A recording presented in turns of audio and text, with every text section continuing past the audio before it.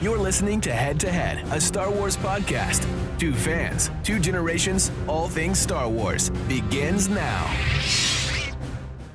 All right, well, hello, everybody. I'm Eric Vansel, and as you can see, Daryl's not with me yet. I'm hoping that changes soon, but hey, either way, if he's here, great, because obviously this is head-to-head, so usually I like to have a co-host, but you know what? Show must go on. So tonight we're actually going to be dealing with Rogue One. Now, if you guys have been following us for the past, I don't know how many weeks it's been now, 7, 8 weeks, you know that we've been slowly going through each of the films, doing a critical analysis, and basically giving our thoughts and perspectives basically on each one of the films as part of a series that we're running called What is Star Wars? Because I think in a lot of cases, people just have lost touch with what Star Wars really is and what it should be. And so this is our attempt to basically bring it in. We started out with essentially an episode where we talked about what Star Wars is, Lucas's original visions, and we just went from there. And then from there, of course, we did the original trilogy, then we went to the prequels. Actually a couple weeks ago, we did Solo, and now we're dealing with Rogue One. And so Rogue One is an interesting film because this is actually even though we've been doing this in somewhat of a film chronological order, this is actually the first standalone film that Disney did.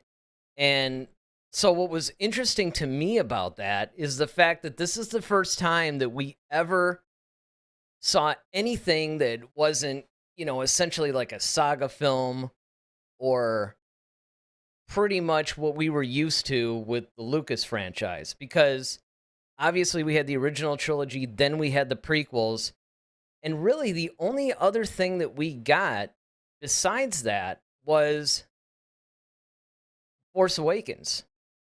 The Force Awakens was the first Disney-era Star Wars film, and Rogue One is only the second. So, hopefully, you guys will light up the chats tonight if Daryl isn't able to make it. I'll keep an eye out for him, of course. But it's really interesting to me, just everything about this film. Overall, I still think, and I still maintain that this is probably, I would say, almost like the best of the Disney-era Star Wars films. Now, I know that that's a little bit of a controversial thing to say, although I think that there was a lot of goodwill that was building up to Disney. You basically had The Force Awakens, which, for the most part, I think the worst negative review that it got was that it was repetitive. That it wasn't so much, it was repetitive, derivative, mirrored episode 4, but that was actually done intentionally. And so now we're moving into Rogue One, of course, which was also critically acclaimed, but there was, I don't know, I wouldn't actually say that it was better received than The Force Awakens, although you could certainly make that argument. Because, again, this is the first somewhat original story, and actually, this is one of those films that I think had a really interesting plot. If they had to revisit the ever so popular time period of in between episodes 3 and 4, I think they did a really good job here. The Death Star plans, we knew that was somewhat of a backstory that was definitely given to us in A New Hope. But again, I think ultimately it just comes down to, did you really like the film or not? Because there's a bunch of different really cool things that people could say. But again, in the Disney era of Star Wars, I think people were really making the decision on, do I like the direction that this is going?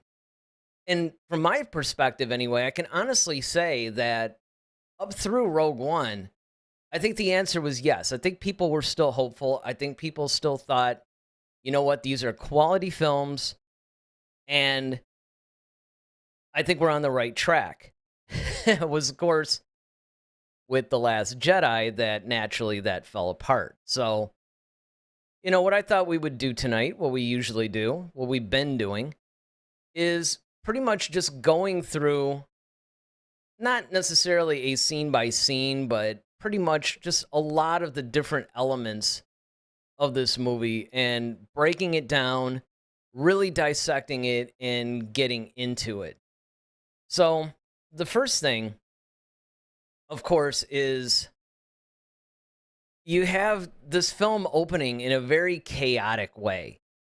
I mean, it was just really chaotic. You're jumping from planet to planet. I'll never forget watching this for the first time, just thinking to myself, okay, you all need to slow down. I need to basically figure out what was going on. Now, it's funny, upon rewatching this, I really didn't have that hard a time following it because they went to several different planets in the beginning of this, but it really wasn't that bad.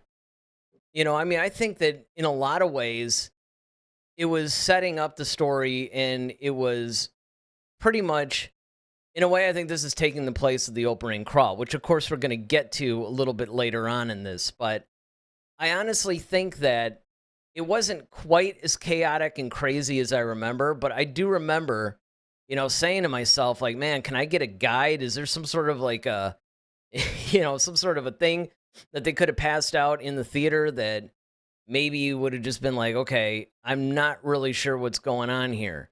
Because again, I think part of the problem too is that people were really confused. Because even though I think that Disney tried to market this somewhat intelligently, I think that it made sense to the more hardcore fans, but I think a lot of the casual fans didn't really understand because, again, this came after episode 7. And people were like, okay, well, is this episode 8? Because where's Rey and Finn and Poe and I don't understand what's going on. So in that sense, I think that they could have done a little bit better of a job marketing this thing. But again, I think that the funny thing to me was when this thing was opening, they're just going from planet to planet. I'm not really sure what's going on. But again, as I rewatched it the other day, like a week or so ago, in preparation for this, it really wasn't that hard to follow. But then again, I've been able to live with the characters a little bit longer. We've had a few years now to really not only absorb this film with numerous or multiple viewings, but also don't forget that they've been spending a lot of time in that time period between episodes 3 and 4. And so pretty much where this is sitting now, we've had things like Obi-Wan, we've had Solo, although that occurs a little bit earlier. We've had some of this time period explored in greater depth. And I think that that is something that, again, because we've had time to rewatch this several times since it's been released, and that there's been a number of things that have gone on around this, in particular Rebels, although Rebels was out pretty much at the same time this was.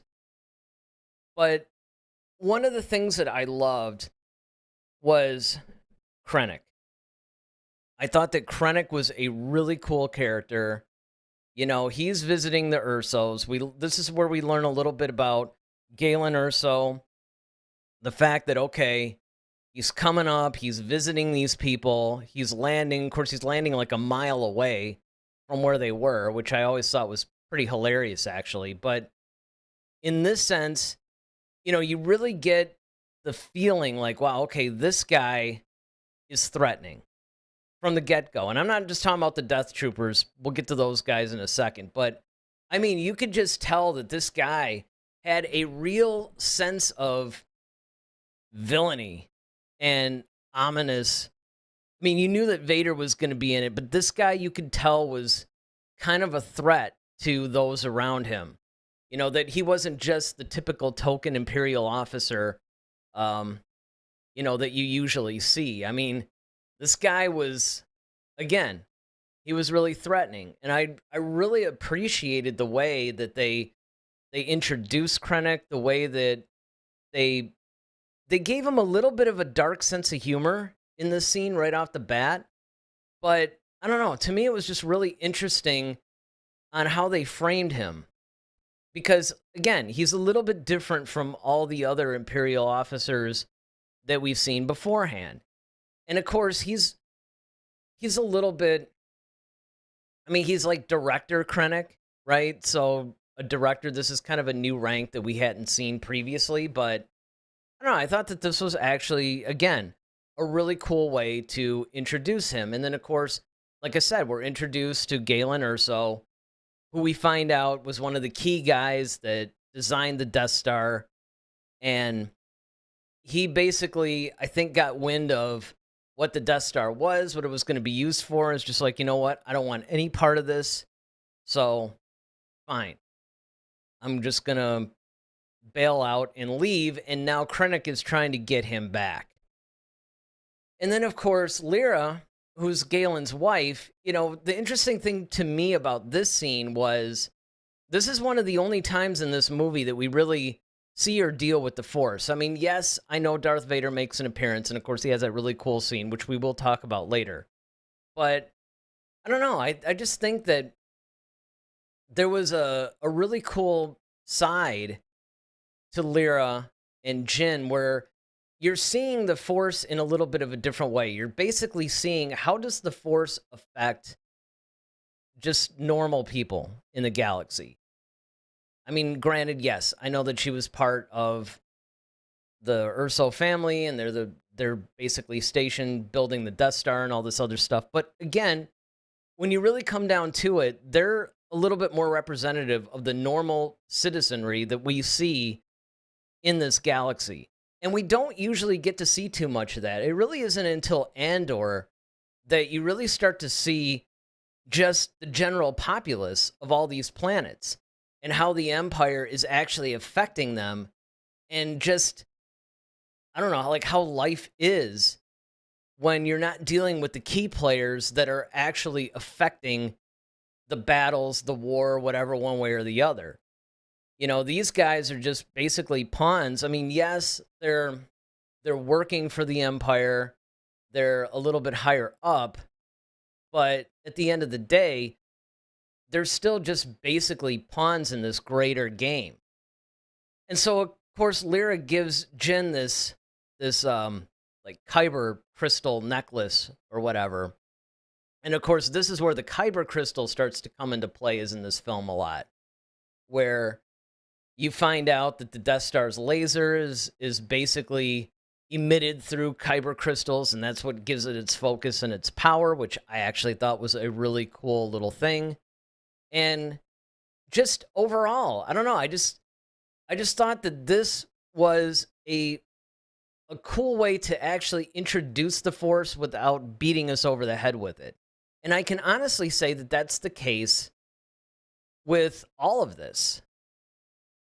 You know, I think that in every single element that we see, this really is what happens, is that you get a little bit of a taste of the Force, but it's not quite what we've seen up until this point.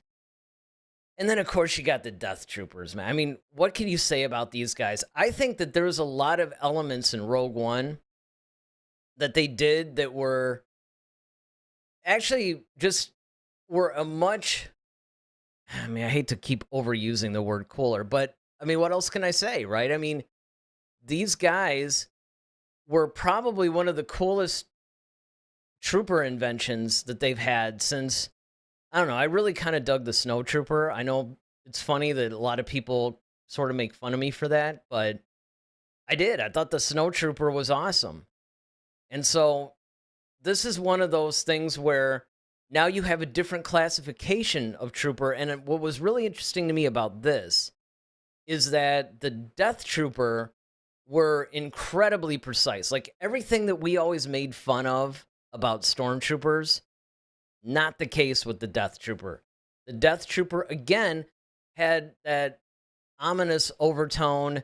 You really sensed a real threat with these guys. You didn't have them like stormtroopers, you know, like bumping their heads and all this other stuff. I mean, you really got the feel for no, these guys are people that you do not want to engage in any kind of a battle because you'll probably lose. So again, I thought the Death Troopers were really cool. And again, it was something that they didn't necessarily need to come up with a new classification of trooper, although it is somewhat Star Wars tradition that they do so. Obviously in episode 4 um you had the stormtrooper in episode 5, you got the snow trooper, and then of course you have the biker scout in episode 6, clone troopers and in the prequels and everything. And you even had different classification of clone troopers, which I thought was really interesting. So they were always trying to give you a sense, and of course they've expanded it several fold, right? They always do this whole thing to where, oh look, it's sand troopers, and you just get a bunch of different classifications. And it looks like Daryl's with us. Hey, there he is. All right. Hey.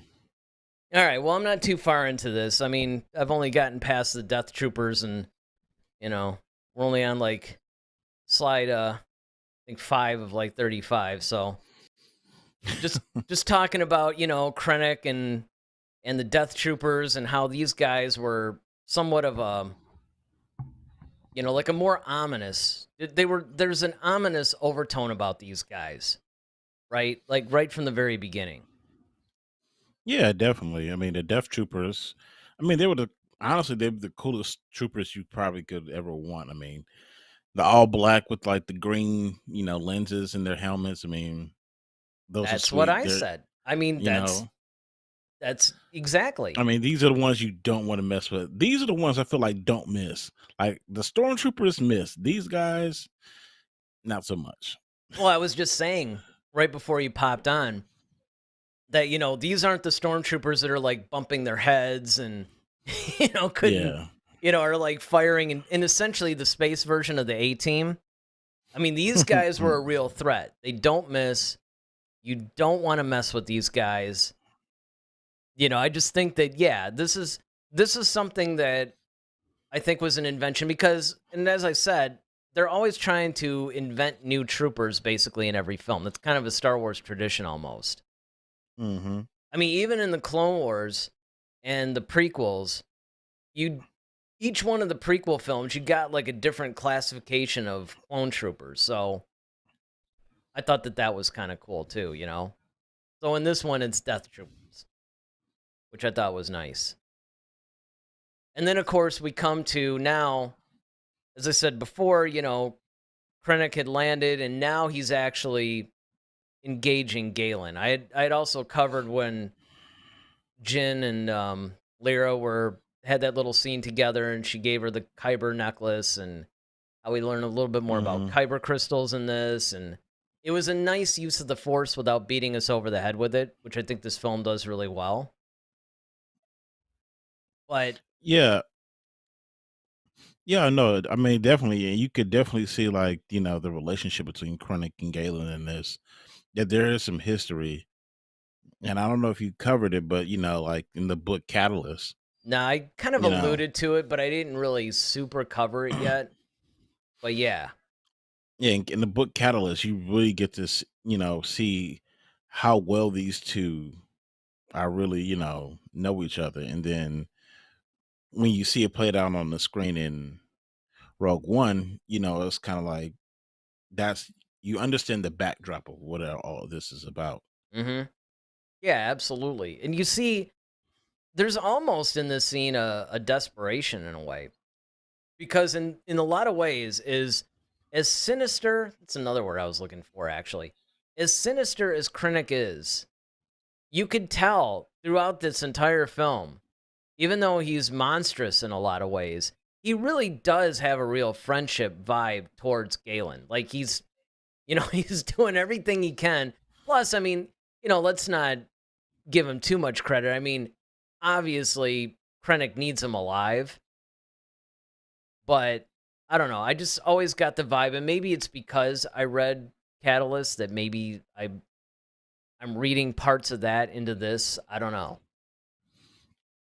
It would be interesting. But one of the things that I did comment on, which is kind of funny, and I know you and I have both said the same thing. I mean, Krennic parked like a mile away, at least. Yeah, I don't understand. I never I never understood like understood that. It's like, really? did he just want to go on a brisk walk on this little I mean, planet or that's the something? I thing. I mean, mean, obviously he wasn't sneaking up on him because the ship made a ton of noise. It's like you're literally like a mile away from this thing. Why are you, what was the plan there?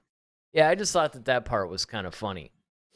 And then of course, we are introduced to Saw Gerrera. Now, this is kind of fun because this is like the younger version of Saw when he goes to rescue Jin, because obviously after Galen says that he really doesn't want to come back or whatever, Lyra tries to engage the Death Troopers in battle, which we see very quickly is a mistake.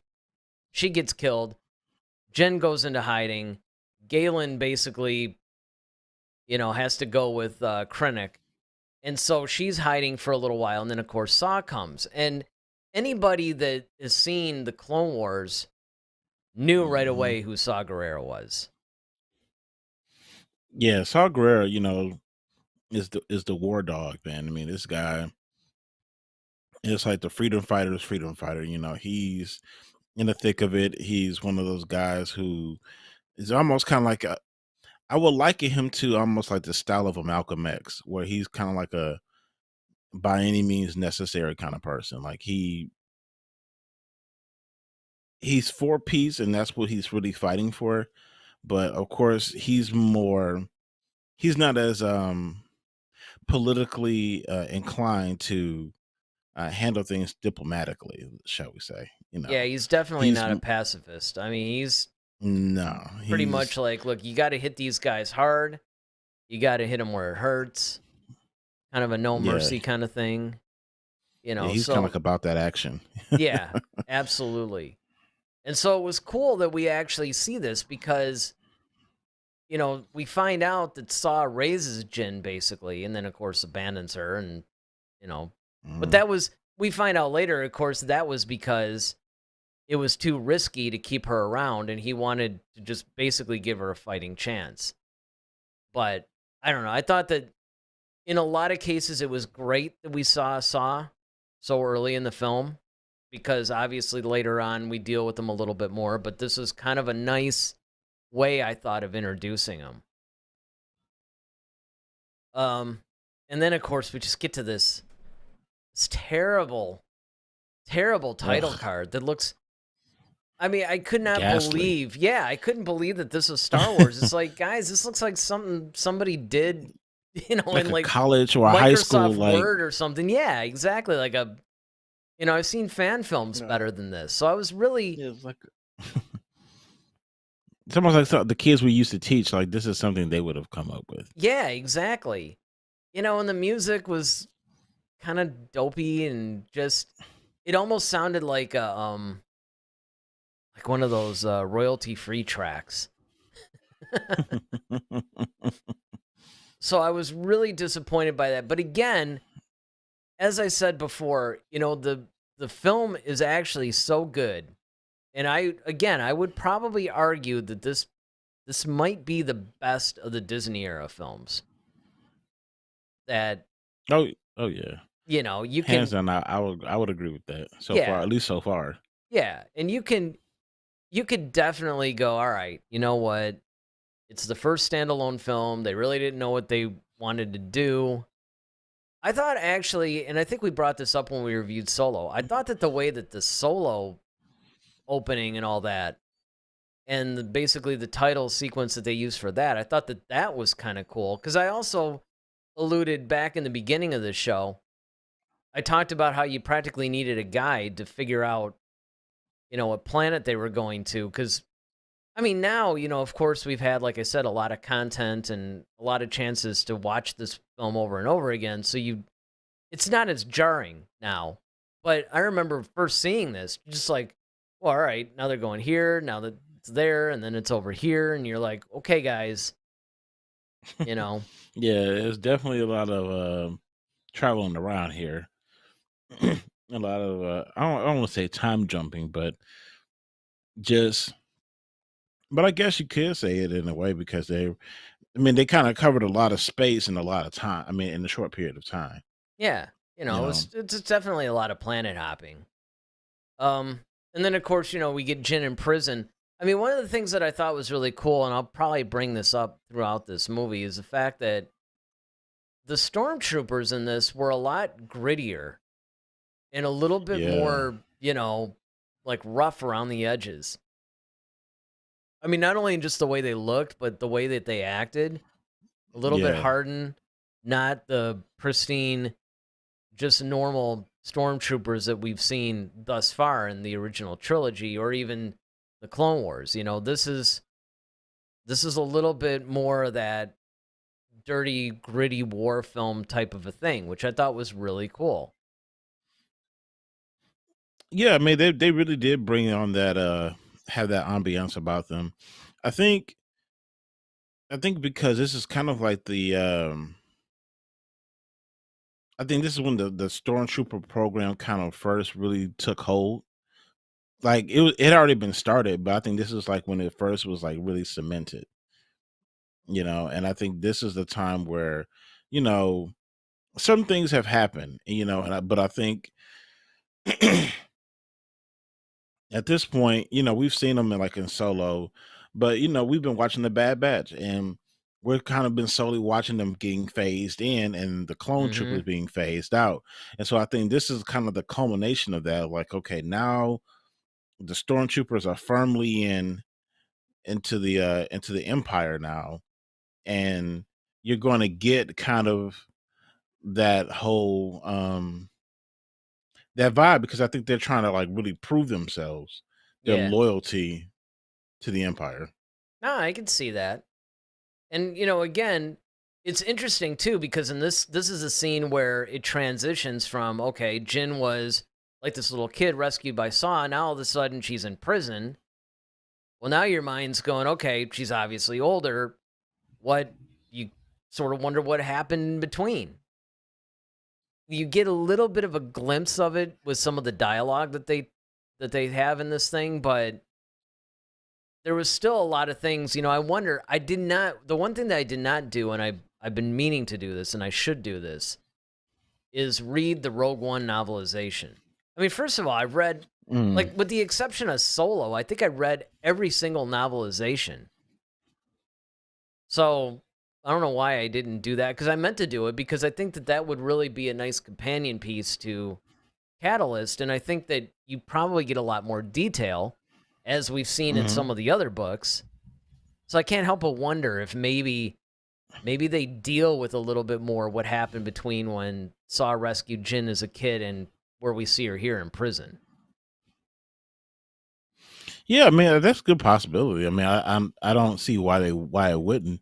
Um, so far, like I said, whenever we read the novels, they do add a lot of context and a lot of Oh yeah. depth into, especially if you have the same person kind of writing or Mm-hmm. that book as well. So you kind of have their style already kind of in your mind.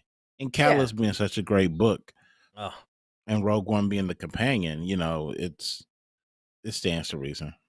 Well, and then again, of course, one of the other points that I had made earlier that I probably should repeat with you being here now is the fact that I think the only time that we really got to see, I made this point while we were talking about Lyra giving Jin the necklace, and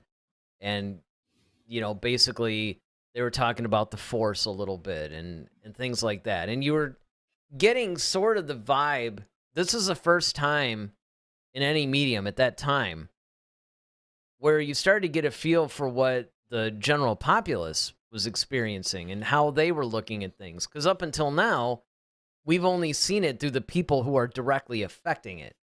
Your Jedi Hmm. heroes or your Sith Lord enemies or, stuff like that. But now you're looking at, hey, this is how real people are. And of course, the this is expanded quite a bit when we get to the Andor series, where it really starts to deal with all these things.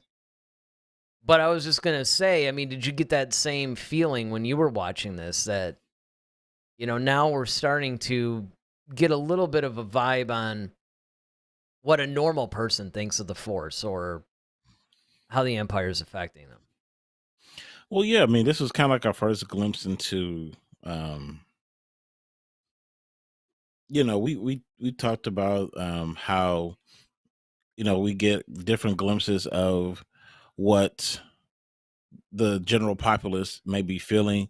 When we watch the Bad Batch or when we watch Tales of the Jedi or things like that, we've talked about how those common folks, so to speak, are are dealing with in um, how they're relating to the Empire's takeover, especially Andor.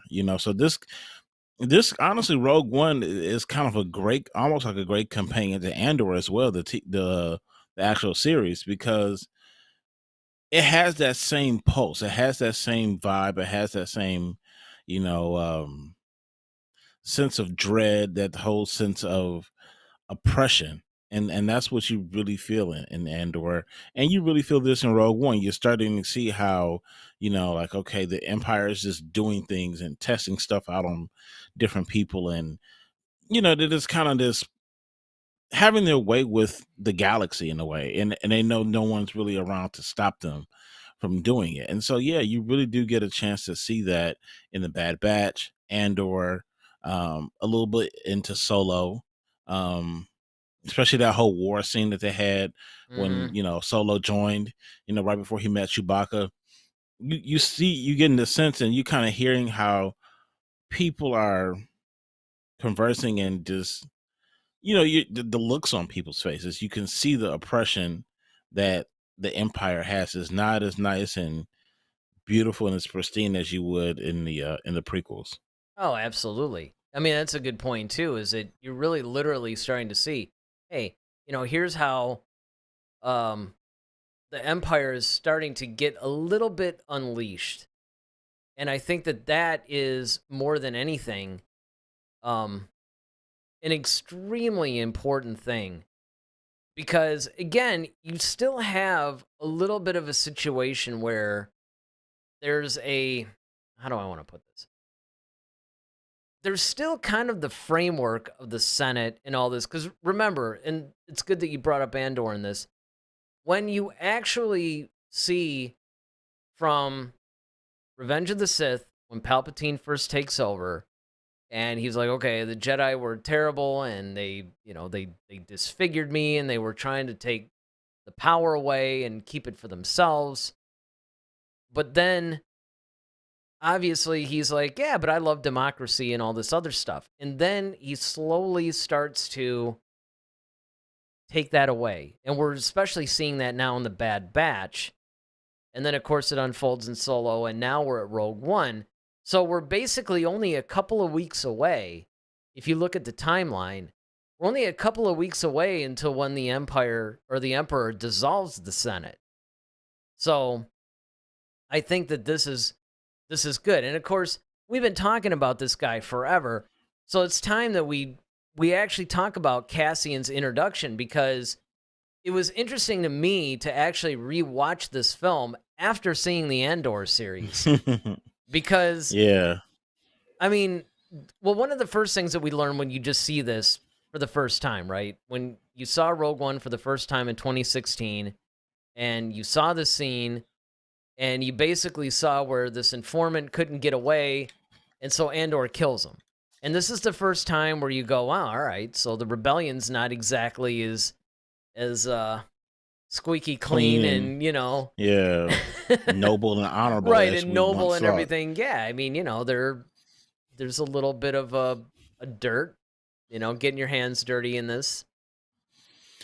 Well, also, I thought it was, it's kind of funny because, and I don't, this might have been done intentionally, but, juxtaposing this to Andor, the first time we see Andor is, of course, he's killing off this informant, but then also when we see him in the Andor series, he's Hmm. killing off those. So it's kind of like from the outset, you just, this is who he is. He's still that guy. And now when you watch the Andor series, you see where that comes from.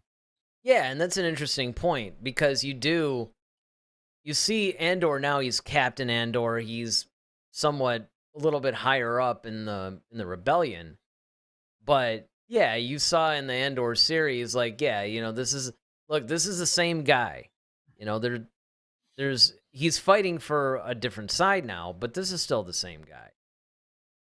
And then of course you got K2SO, and I just loved it when she's like trying to run and he just grabs her and slams her to the ground. It was just this is another thing too, where as humorous as K2SO is, like it says, man, he's no joke. This guy could do some damage.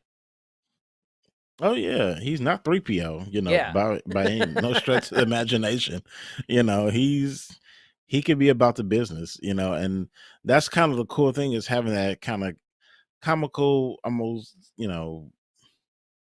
sidekick, but then it's almost kind of like Chewbacca was, like, where Chewbacca was kind of this fun-loving Wookiee that you kind of grew to love, because he just, seems like a big space dog, really. But then, we do realize Chewbacca is really a warrior at heart too. And, when he wants to, he could do some stuff to you. So Well, that's that's kind of how I actually looked at K2SO. no, that's true. I didn't even really, because they do have that Han Solo Chewbacca type of vibe going. Mm-hmm. That was actually one of the things. Now I know that he's slated to appear in season 2 of Andor, but that was one of the things. You're seeing Andor without K2SO, and that very much is like seeing Han Solo without Chewbacca, or Yeah. I don't know, R2D2 without C3PO. Although those guys were actually separated a lot during the missions in the original trilogy, but you just kind of think of them together. Mm-hmm. Maybe a little bit of like Poe and BB-8. I think they were trying to do a similar thing there, but Yeah. I really like the relationship between Andor and K2SO. It was kind of funny. K2 was sort of, I mean, I don't know. When I rewatched Solo and then I saw L3, she didn't actually irritate me as much as she did the first few times I saw the movie.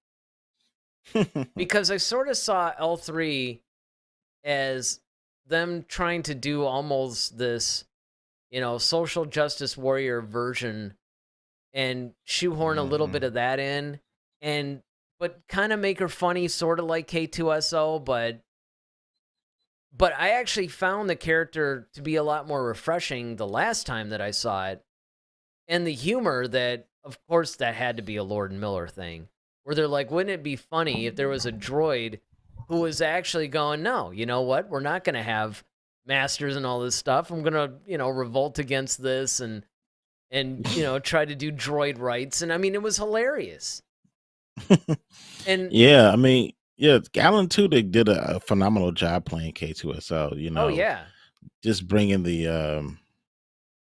But the that's the comedy, thing. the Yes. mhm. He was so funny in all the scenes. And one of the things I thought was cool was he didn't really overdo it. That's the important thing, though, when you're dealing with Star Wars humor. It can't be over the top humor. It has to blend in well with everything. It can't be like a riotous slapstick kind of, Mm-hmm. it's more just not so on the nose. It's kind of one of those uh witty, but um sometimes just kind of situational comedy is what I would like to call it. It's more like when your heroes are kind of like in a situation, they just kind of crack a joke out of it. Just it's almost kind of like a defense mechanism, or to keep themselves from being, freaked out. It's kind of they crack a joke, and that's kind of the Star Wars humor a lot of times. Well, and that's the thing. This movie to me felt really at home with the original trilogy. It had a lot of that same vibe to me. I think it has, even though it was made after The Force Awakens, so it was kind of in the middle of the beginning of the sequel trilogy, it Hmm. really, to me anyway, captured the vibe of the original trilogy, and to me had more in common with that, which was a smart move on their part too, because after all, this is a prequel to Episode 4. Hmm.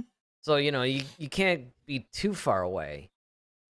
And I think that that's sometimes a mistake that, here it comes, Star Trek makes.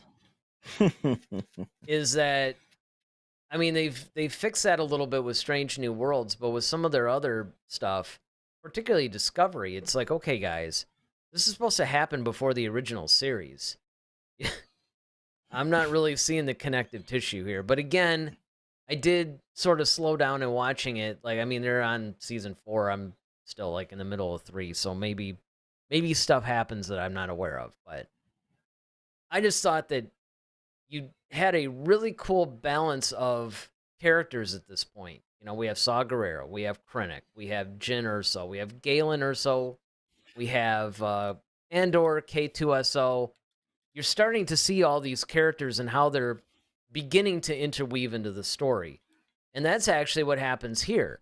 Because Jin, of course, is eventually brought back, and they know that Jin is Galen's daughter. They know that she was with Saw Gerrera, so the Empire has a really, really, really huge interest in this Yeah, person. definitely vested interest in Yes.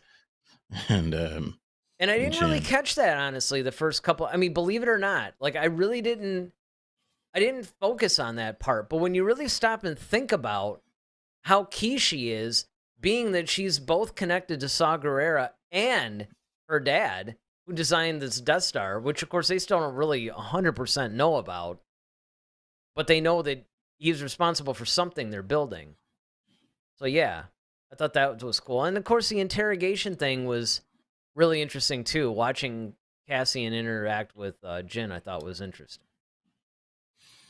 Yeah, I mean, you kind of get there, and you really start to see how tough Jen is. Too. I mean, you kind of already saw that in the beginning, but like being trained by Saw Gerrera, has definitely shaped and molded her in a way where she's not afraid of a lot of things. She's got that Princess Leia boldness to her, where she's, like, hey man, Mm-hmm. what are we doing here? It's almost that type of attitude, that kind of boldness. So yeah, I mean, it was really cool to see um the you can see the emotion of compassion and things, and things with Jen, and that's probably got to come from Galen. But then you also see like the fearlessness and the boldness that she probably learned from being around Saul. Well, and not only that, but I also think that because she saw abandon her, and she basically was just like, you know what, forget all this. And it's obvious that even though she sort of cares, her whole thing is like, you know what, I just want to get on with my life. I don't want to be involved in Yep. any of this stuff. I don't care about any of it really. And so I think that Don't that make your was problem my problem. right, right, exactly. And so I think that obviously now she's being captured by these guys, and she's just like, you know what do you want? And obviously what they want is they want to strike a deal with her saying, hey, you lead us to Saw Gerrera, we'll get rid of this whole record that you have that keeps landing you in jail every 5 minutes, which is kind of an attractive offer. But again, even then, she's not really doing it because she wants to. She's doing it because she's been cornered and she sort of has to, which I thought was kind of fun. And of course, that brings us naturally then to these two. We got to see them a little bit in obviously the prequels, and now we've got Mon Mothma and Bail Organa back. And once again, if you even look at this a little differently after you've seen Andor, Hmm. because it focused on them quite a bit, actually. Yeah. I mean, these two people are like huge, and you don't really realize how impactful, influential these two really are to the whole rebellion. Mm-hmm. I mean, as we start to follow the thread going from the prequels to well, actually, really in the Clone Wars is where we see a lot of Bail Organa. Then we see, Mom Mothma really start to make her run really in um Rebels. She becomes very prominent in Rebels, and then we start to see her now, in different capacities, like maybe in the Bad Batch or things like that, where you're starting to see like, oh, and especially Andor, because we're Especially seeing like, Andor. especially because we're seeing like how her family Mm-hmm. is being torn apart, and she's trying to start this whole thing, and um you see how Bale, like I said, he was there with Yoda and Obi-Wan, and then like now even in the Obi-Wan series, when Bale made that whole plea for, of course, Obi-Wan to find his daughter, but then he sent that message, and I'm like, okay, well, the boy, and so you're seeing like how all of this kind of culminated, and like you said, this is like maybe weeks before episode 4 kicks off. So yeah, it was great to kind of see, yeah, maybe you can talk to your Jedi friend, and just all Mm-hmm. these different, it's little sprinkles and nuggets that are, like you said earlier, where you start to see the connective tissue between all these different series. Right. And what's really cool about that is then, General Draven or whatever comes to Andor afterwards and starts going, hey, I got a little bit of a different mission for you. We're not bringing back Galen alive. We're going to kill him. But it's Hmm. funny because I had animated this at first, but, you know, it's one of the limitations of VMix. But I cannot unsee the Purina Puppy Chow logo or whatever every time I look at their little emblem on the I mean, I remember saying that the first time that I saw this movie. I'm like, wow, dude, they had the Purina logo kind of as their thing. But this is one of those things again where you're seeing a little bit more character development. You're seeing the general. These guys were all supposed to be unified. If you remember the Rebels in episode 4, everybody's all cool and they're all unified. Hmm. This is basically a fragmented rebellion right now. They're a lot more together than they were, say, maybe during the Bad Batch times or things like that. But even though they're operating as one, they have some X-Wings now, they've got stuff like that. They're still somewhat fragmented. Yeah, I mean, they're still building the whole rebellion. This is still not completely solidified. It's kind of like and we'll get to this, but the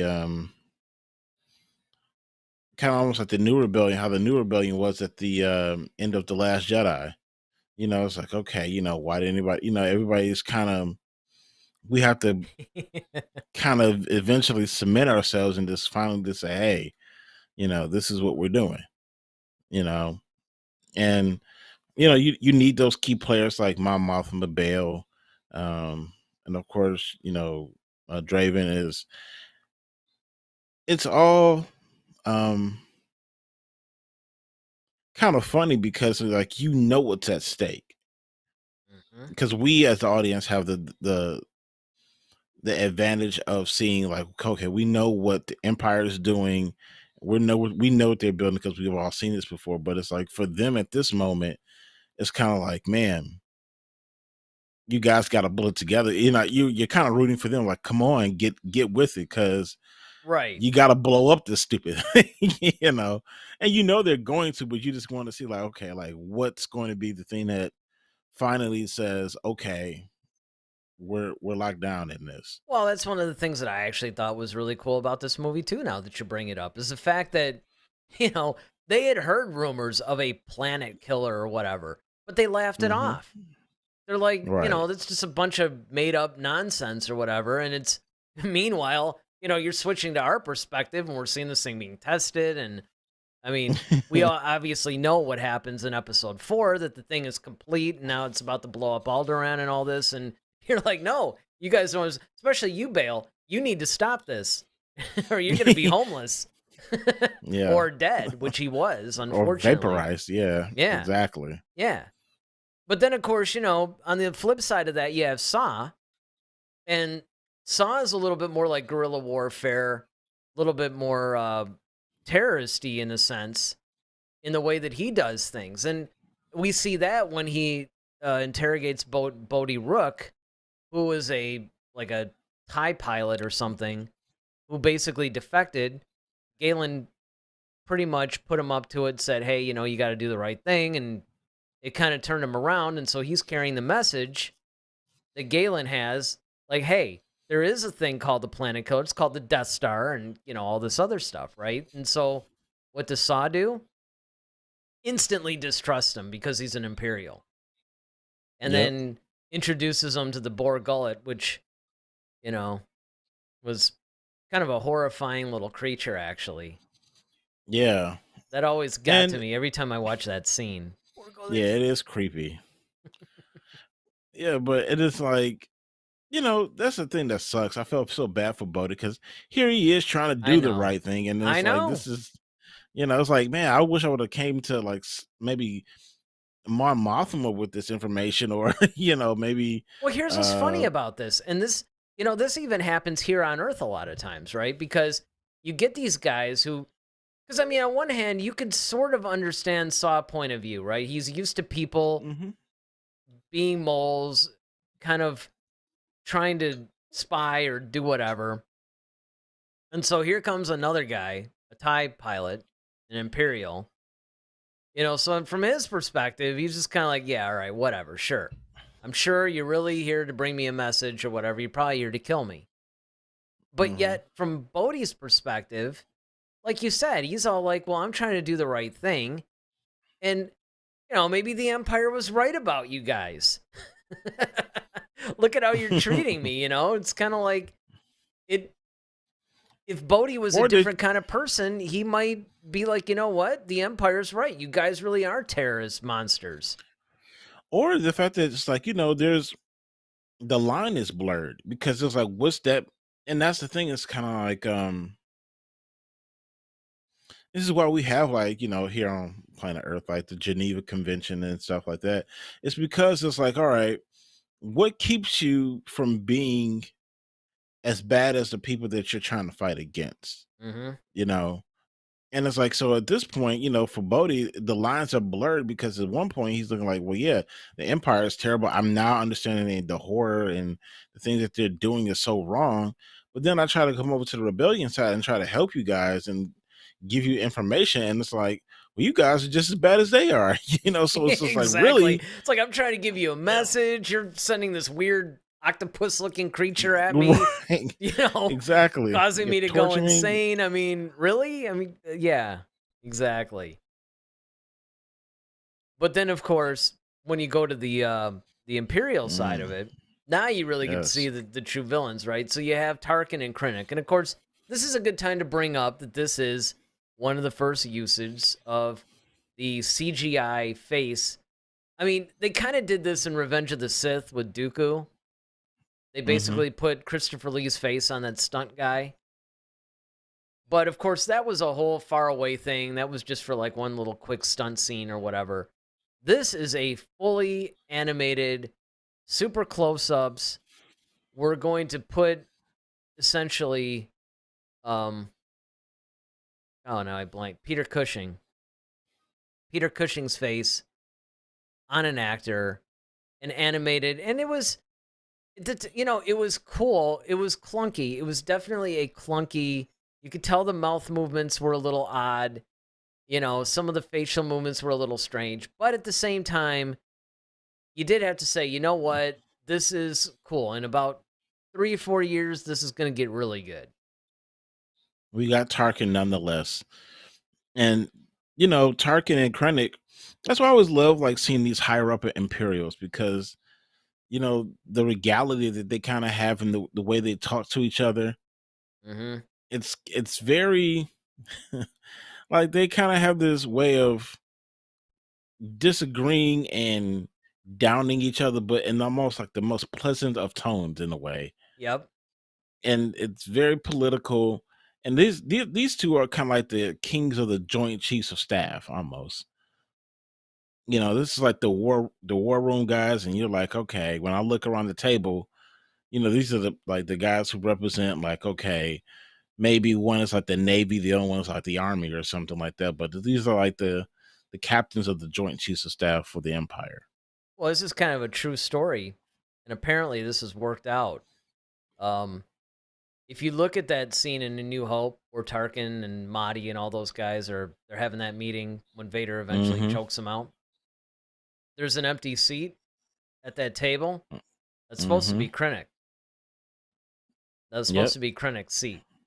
So they are really paying attention to the minutia of the films and the continuity for the most part. And yeah, like you said, it really is a very intriguing thing to see these two titans of the Imperial Navy, pretty much, Mm-hmm.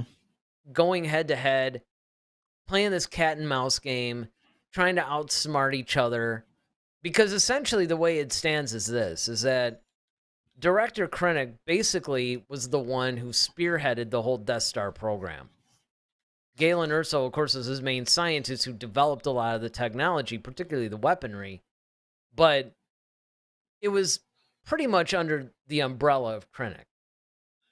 Tarkin, of course, being sort of the head of the actual military, well, he wants control of this thing.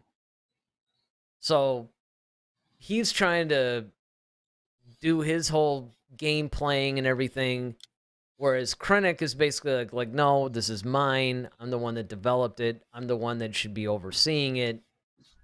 And that was another one of those subtexts of this movie that I thought was just phenomenal because, like you said, I mean, they kept bringing this up over and over throughout the entire movie. They didn't bash you over the head with it, but it was kind of a nice thing to see. Yeah, I mean, they're both very ambitious men, and they both really want to. They're both really trying to impress the Emperor. The thing is that like Tarkin is way more confident and way more cunning than Krennic. You know, Krennic seems to be a little bit more unhinged about things, where Tarkin plays it. He plays it cool. He plays it. He's cool hand Luke about it. He's and I think that's what kind of gets. He ends up, obviously winning out. But I thought it was funny because you brought up the whole situation or the whole scene where Vader chokes out Marty in that scene in A New Hope. It would have been funny because of what we know what happens in Rogue One, which I'm sure we'll get to.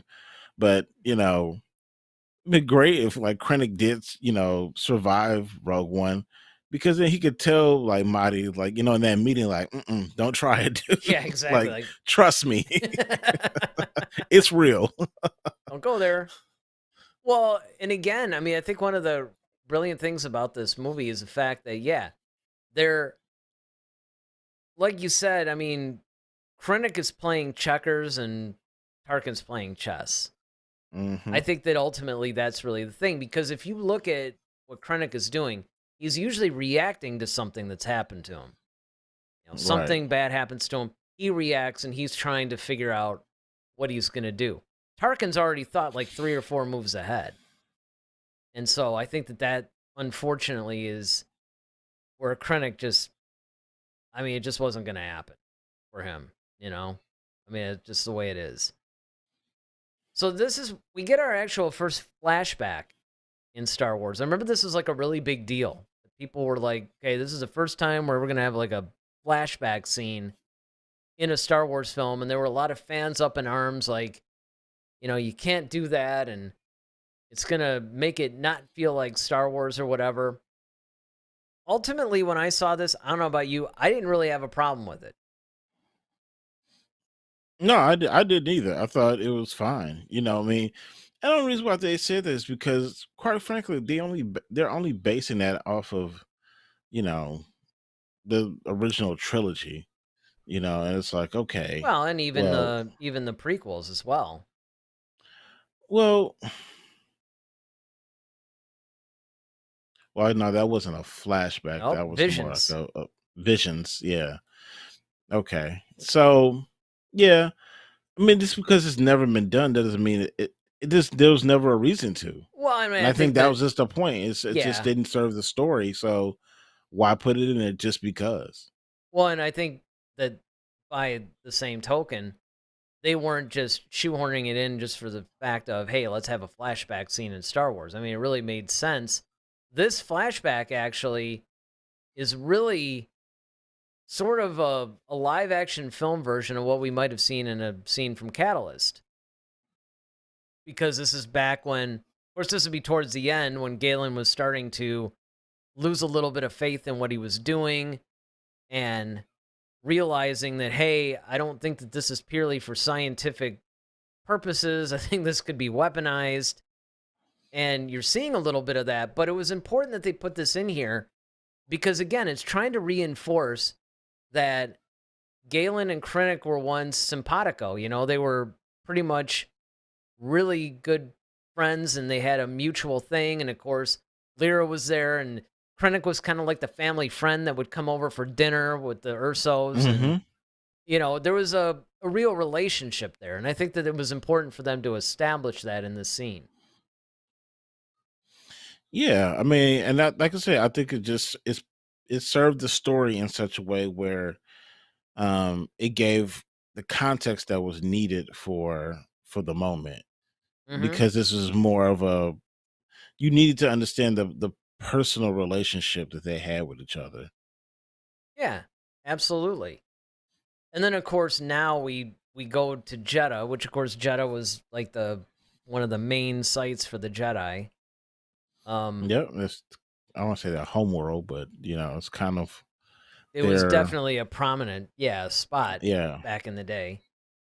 And this is another cool thing too, because this is something we had never seen ever, was an Imperial Star Destroyer in the atmosphere, right? They weren't just in orbit of the planet. I mean, they were actually in the atmosphere, in the skies above. So that was a pretty interesting, very cool scene to me.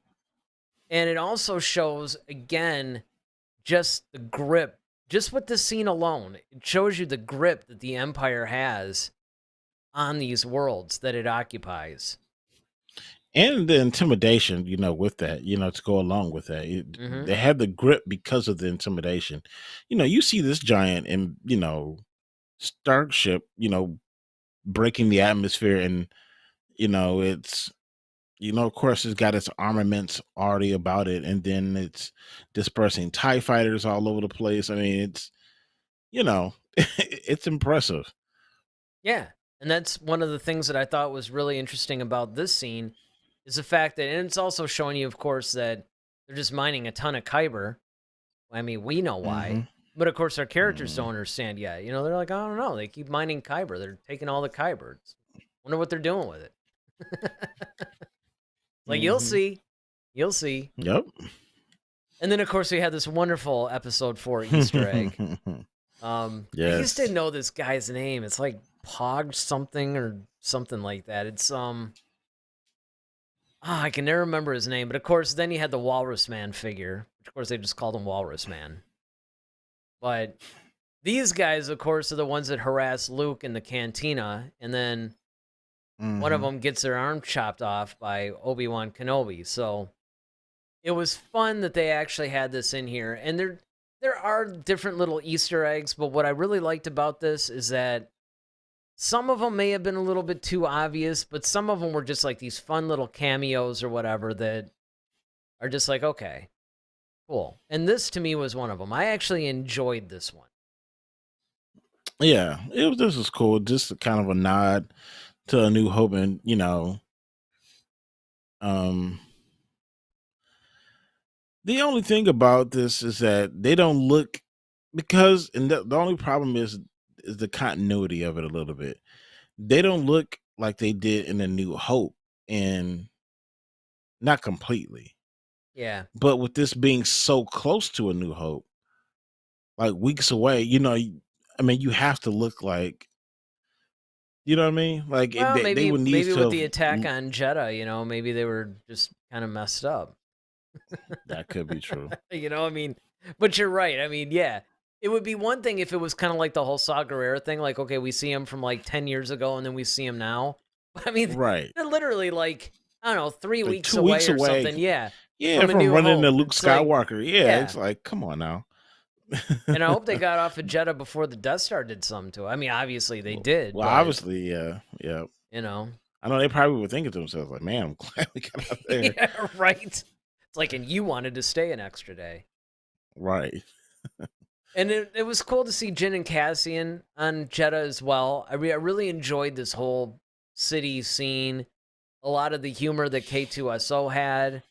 Um, and again, the gritty stormtrooper thing. This definitely was starting to feel like a war movie. Oh yeah, it definitely, and that's why I love the fact that it looks and matches perfectly with Andor. Mm-hmm. I mean, it looks like a complete continuation of it. Which is, I mean, I know that was kind of the whole gist of it all, but they did a phenomenal job of that. Even the way the colors of it, it's has more that film noir look to it in a way like that. The colors aren't as vibrant because you're in this whole wartime thing. So I love it. Cassian in this shot looks like he kind of has that Han Solo vibe, like when Han was on Hoth when Yeah. he had that jacket. Yeah. Yep. That's what it kind of reminds me of Han and Leia doing something together. Yeah. I mean, I could definitely see maybe a little bit of a darker Han and Leia and Andor and Jin. And the Hmm. fact that, of course, they're not going to live happily ever after, unfortunately. But it was nice to see them in this setting. And then, of course, you had the whole thing where, um, we eventually meet Chirrut Emwe, and, he's basically talking about her necklace. And I mean, there are just a lot of really interesting things to dissect in this whole city scene.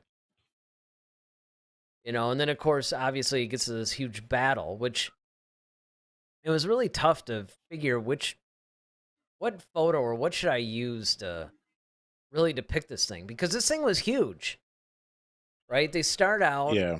this whole battle ensues, and then of course you find out that it's basically Saw's guys against the Empire, and Andor and Jyn are basically caught in the middle of it, and then he ends Hmm. up shooting one of Saw's guys, which instantly, of course, makes him think that he's against them when they're the ones that he's looking for. But one of the points that I wanted to make about this whole battle scene was, again, going in that whole gritty war movie theme. This is not a sort of sanitized pretty battle like what you see in the original trilogy. I mean, this is like some hardcore, like more like a Saving Private Ryan kind of thing or something. Yeah, I mean, honestly, this looks kind of like when we see, like, news footage of wars, like when we see things like over in Ukraine or Mm-hmm. Iraq and things like that, when they're showing, like, missions after the fact. That's what this kind of reminded me of, just fighting these little towns, and the people are just rebelling against the opposition. That's what this totally reminds me of.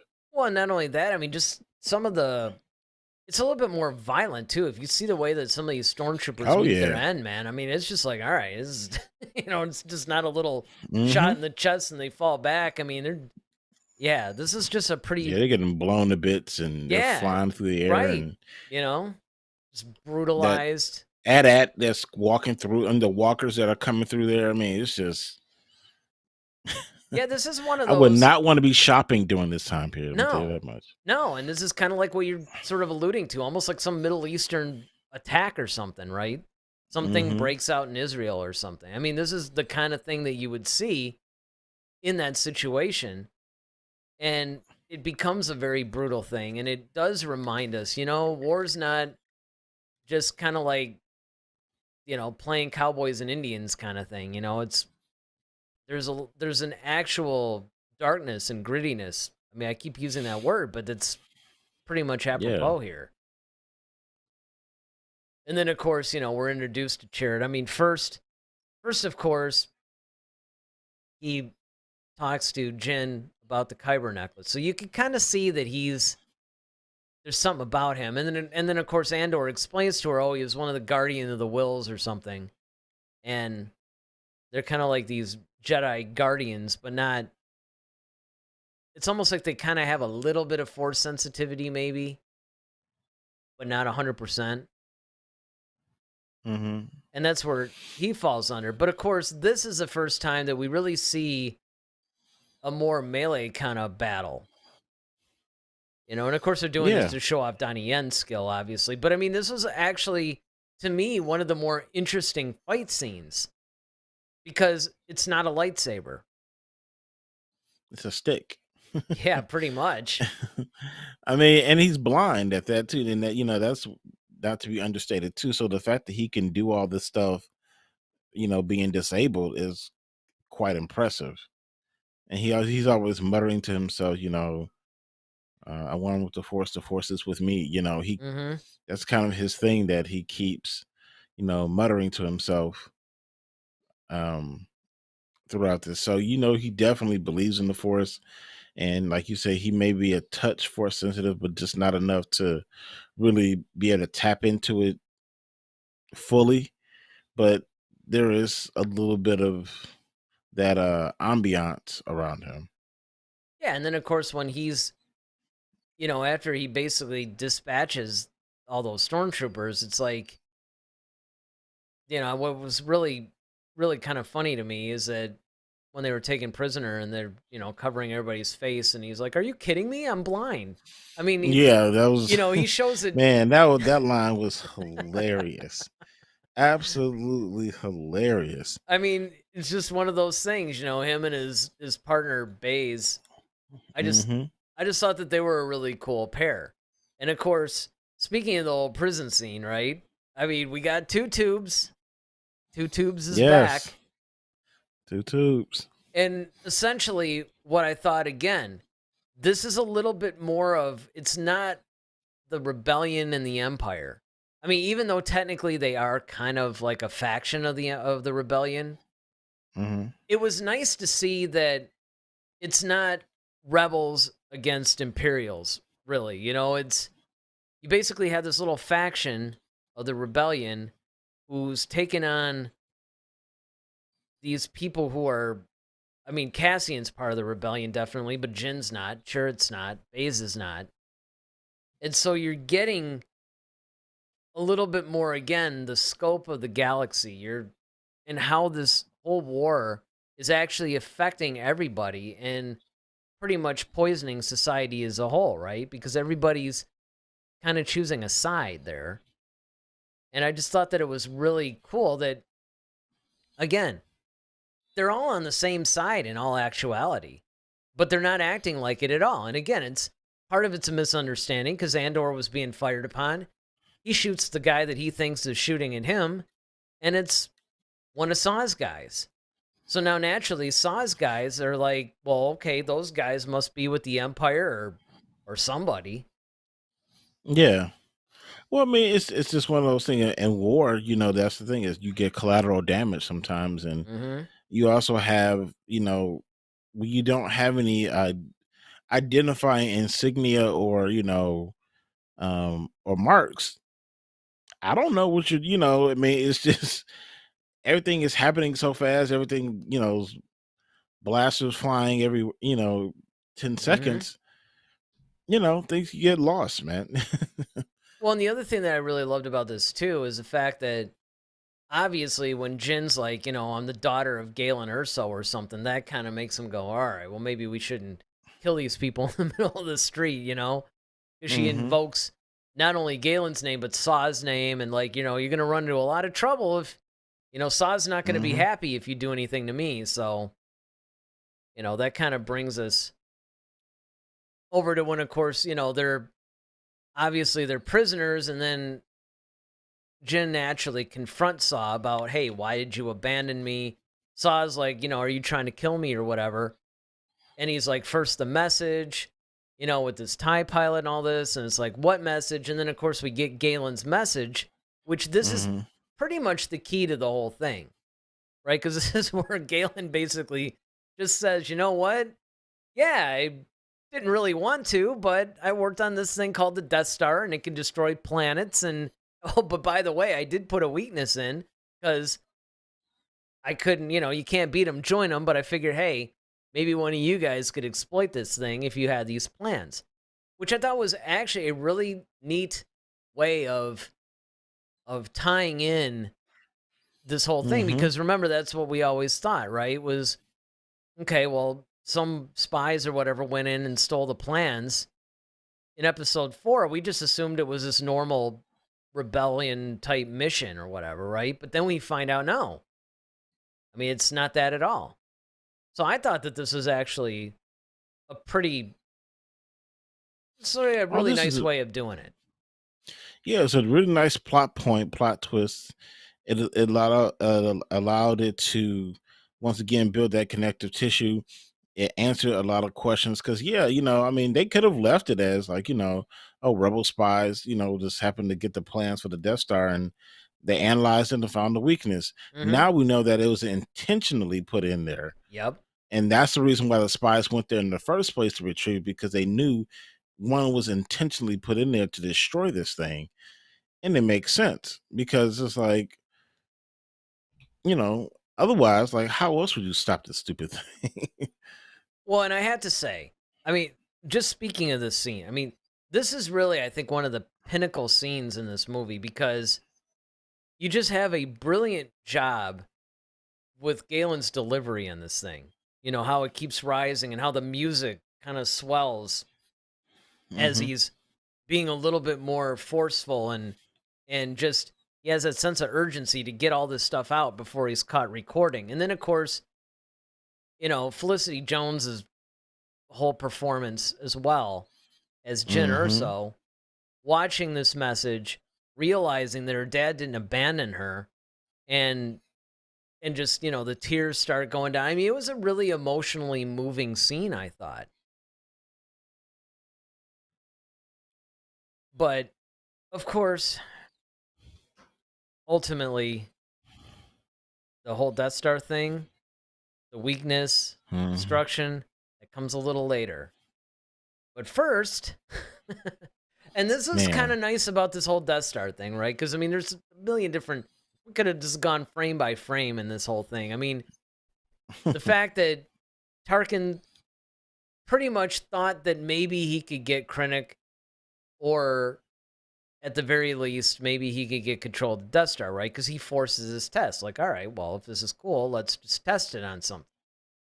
And his viewpoint, I think, was if it failed, then it would make Krennic look stupid, and then he could just take over the Death Star program. But if it Hmm. succeeded, then he can make a play for, hey, this is kind of a military thing. I should be controlling this. And what was nice about this, I thought, was the fact that instead of them just blowing up the planet or whatever, it shows that there are, I mean, for lack of a better term, there's different settings on this thing. Yeah. And I never knew that, until this movie. I was like, No. oh, I didn't know you could, well, I mean, I guess in a way, because we kind of saw a little bit of that in Return of the Jedi when they built the second Death Star and it was actually firing on the ships. But I just thought it was just doing that because it wasn't complete yet. Yeah, well, But exactly. this is a complete Death Star though, and it's like it's fully, spherical. It can move, it can travel through, it's done. Oh yeah, I mean the But Death Star then is actually one of the stars of this whole movie. It's going everywhere. yeah. I mean you I mean know. the Death Star actually had a lot more screen time and did a lot more and was, I mean, arguably another character in this thing. Yeah, definitely. But to see it like, okay, like you said, different settings, like, okay, we can have it on, you know, a small city where it's a little bit more finite and pinpoints almost a little some stuff, or we can just completely obliterate a planet if we wanted to. It just depends, you know um on what the purpose is. Which of course doesn't take away now from A New Hope because they hadn't destroyed the planet. So when he says we're going to test this firepower on your home planet of Alderaan, I mean, that's still true, right? Because they're still trying to see, well, okay, we've obviously, like 2 or 3 weeks ago, destroyed a couple of cities. Let's see Mm-hmm. if this thing could actually take out the entire planet, like like what Like we everybody was claim. promising. Yeah, exactly. Mm-hmm. So that was really cool, I thought. And then of course, obviously, you know, Bodhi basically tells him, "Look, we got to go to Edu. Uh, Galen's going to be there, and not only is Galen there, Krennic is going to end up going there. I mean, this is actually another pretty interesting planet, I thought, that they pretty much were going on because again, it's so hard for them, I think, to constantly come up with new environments, new worlds, new things that don't look like, oh look, it's the desert planet. Oh look, it's the forest planet. It's the snow planet. I mean, the lava Mm-hmm. planet, things like that. To give all of these planets a very different feel, but at the same time make it feasible that you would actually be there. And I thought for Edu, they actually did a really good job. Yeah, I mean, it kind of has Camino vibes to it. Yeah, a little bit. It's Yeah. definitely very rainy there. Either that or like some form of Seattle. But It's kind of like a rainy version of Exegol. that's yes, that's kind of what it reminds me of, actually. But, I could see this in like a Harry Potter film or something. I don't know. I mean, it's just one of those things but again, the other thing that I really liked about this is even though our crew is together, right? They escape. Saw Gerrera dies, of course. He was killed back on Jeddah with that whole. We should actually point that out too. Is that what did you think of Saw Gerrera's death in that one? oh, it was very just kind of reminds me of the ending of the last James Bond film. Where he just kind of like he accepted his fate. He realizes, okay, I can't run from this, Mm-hmm. and he's just like, okay, you know, it's my time. Takes off his Well, little breathing mask and unhooks himself, and he's just kind of just like waiting, like, come on, this is. yeah, you could tell he was tired of running because even when he was confronting Jin, he kept saying, is that it? You're trying to kill me? I think he's tired. He's basically like, you know what? I think that maybe my time is done. And it's just, like you said, it's time. And I really thought that they handled that death pretty cool. Because again, at this point, Very we had man's seen him. death, though. Yeah. Oh, yeah. Oh, absolutely. It wasn't And like, it's funny because I found myself like going, oh, he's still alive. He's still alive. He's still alive. Nope, he's gone. yeah. Like in the scene, It wasn't even like, like well, he frame by got frame. accidentally. It's not like he got accidentally knocked over into something, or like the Boba Fett thing, or Mm. no, man. He just welcomed death at that point. He was just like, he seen it knocking at the door. He opened it up wide open for him, like, come on in. Oh, yeah. And I thought it was interesting that from the beginning, after they all escape, and then they eventually go to Yidu, they're not one big happy family at this point. In fact, far from Nope. it. They all distrust each other. They're not really sure about what's going on. Of course, Galen has this mission or not Galen, Andor. Andor has this mission to kill Galen, and, he's not really sure what he wants to do. And that's basically where we get to the fact that he's basically going, okay, I'm going to go and Bodhi and I are going to take a look around or whatever. And then, of course, Chirrut's all like, when he was like, does he have the face of a killer? And they're like, I don't know, why? Well, because his weapon's in sniper configuration. And I'm just thinking to myself, like, okay, I guess that's cool. Which, the funny thing is, you would think, I mean, Andor must have thought that they were completely clueless about such things. Yeah. Because you'd think he would wait, Instead, he's just basically assembling it in the sniper configuration in front of him. And actually, it was Chirrut that actually brought it up. Which is hilarious. The fact that the Completely. blind guy. He's the blind guy. But I think that it's also interesting to point out where we're seeing now a little bit of a tug of war with Andor, because again, Andor used to be the guy that, okay, if this is what the mission calls for, I'm just going to do it. Remember, earlier in the film, we saw him just dusting an informant Mm-hmm. because he wasn't going to be able to climb out of there. And it's like, all right, well, you're going to hold me back, so you got to go.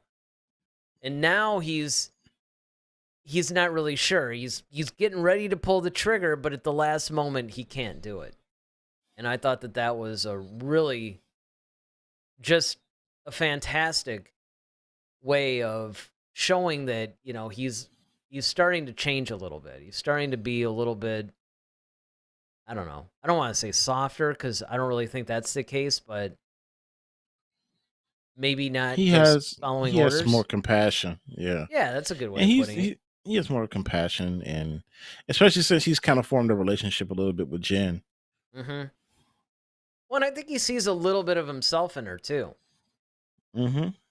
I mean, even though they kind of had that fight afterwards, there's a little bit. And this is another really just phenomenal thing that I thought. This whole scene was great. Excuse me.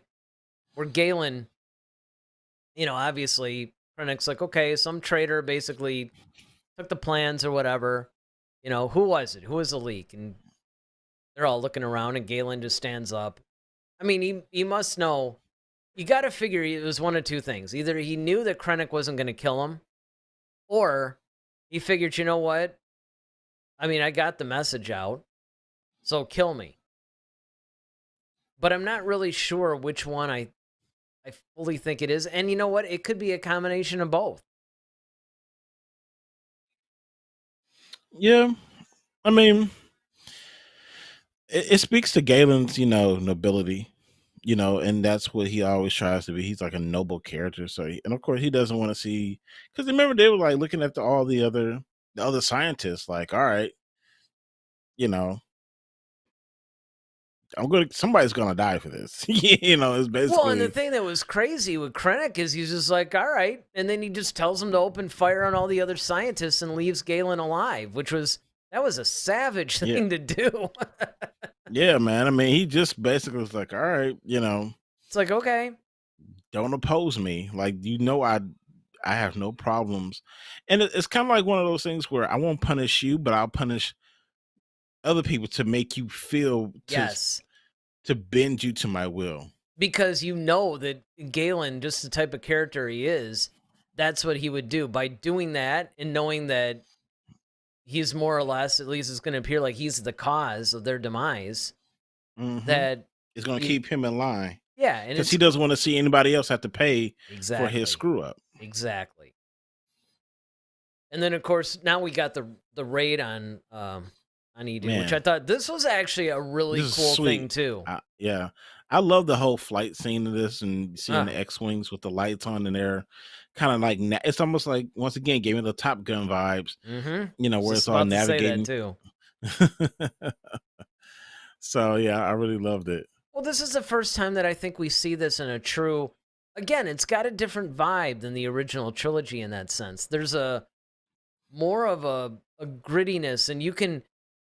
I don't know. I mean, I don't want to overuse the word sinister or the word ominous or whatever, but even the X-wings kind of had that thing. Like you knew, okay, these guys are, you know, they're basically going to take no prisoners. And I mean, the funny thing is that Andor got the message out to him to try to stop him from the raid, but it was basically too late at that point. And Hmm. so, and this, of course, is going to be that it's going to cause some problems with Jin, obviously, because she's going to blame Andor for it when she finds out. So there's a lot of really interesting character development going on, I think, too, throughout this whole movie. And that's one of the things that I think that Rogue One does correct is it gives you a good amount of action. It gives you a really compelling story, but it also gives you really solid character development. Like you really feel like you know these guys. Yeah, I mean, you kind of either bond with some of them or all of them in some way, shape, or form. You know, um, it definitely has. See, this is when you and I often talk about like tension, like in Mm-hmm. the movies. Like this is kind of like moments like this where you that tension is built has been built to a point where you don't quite know what's going to happen. And in a war film like this,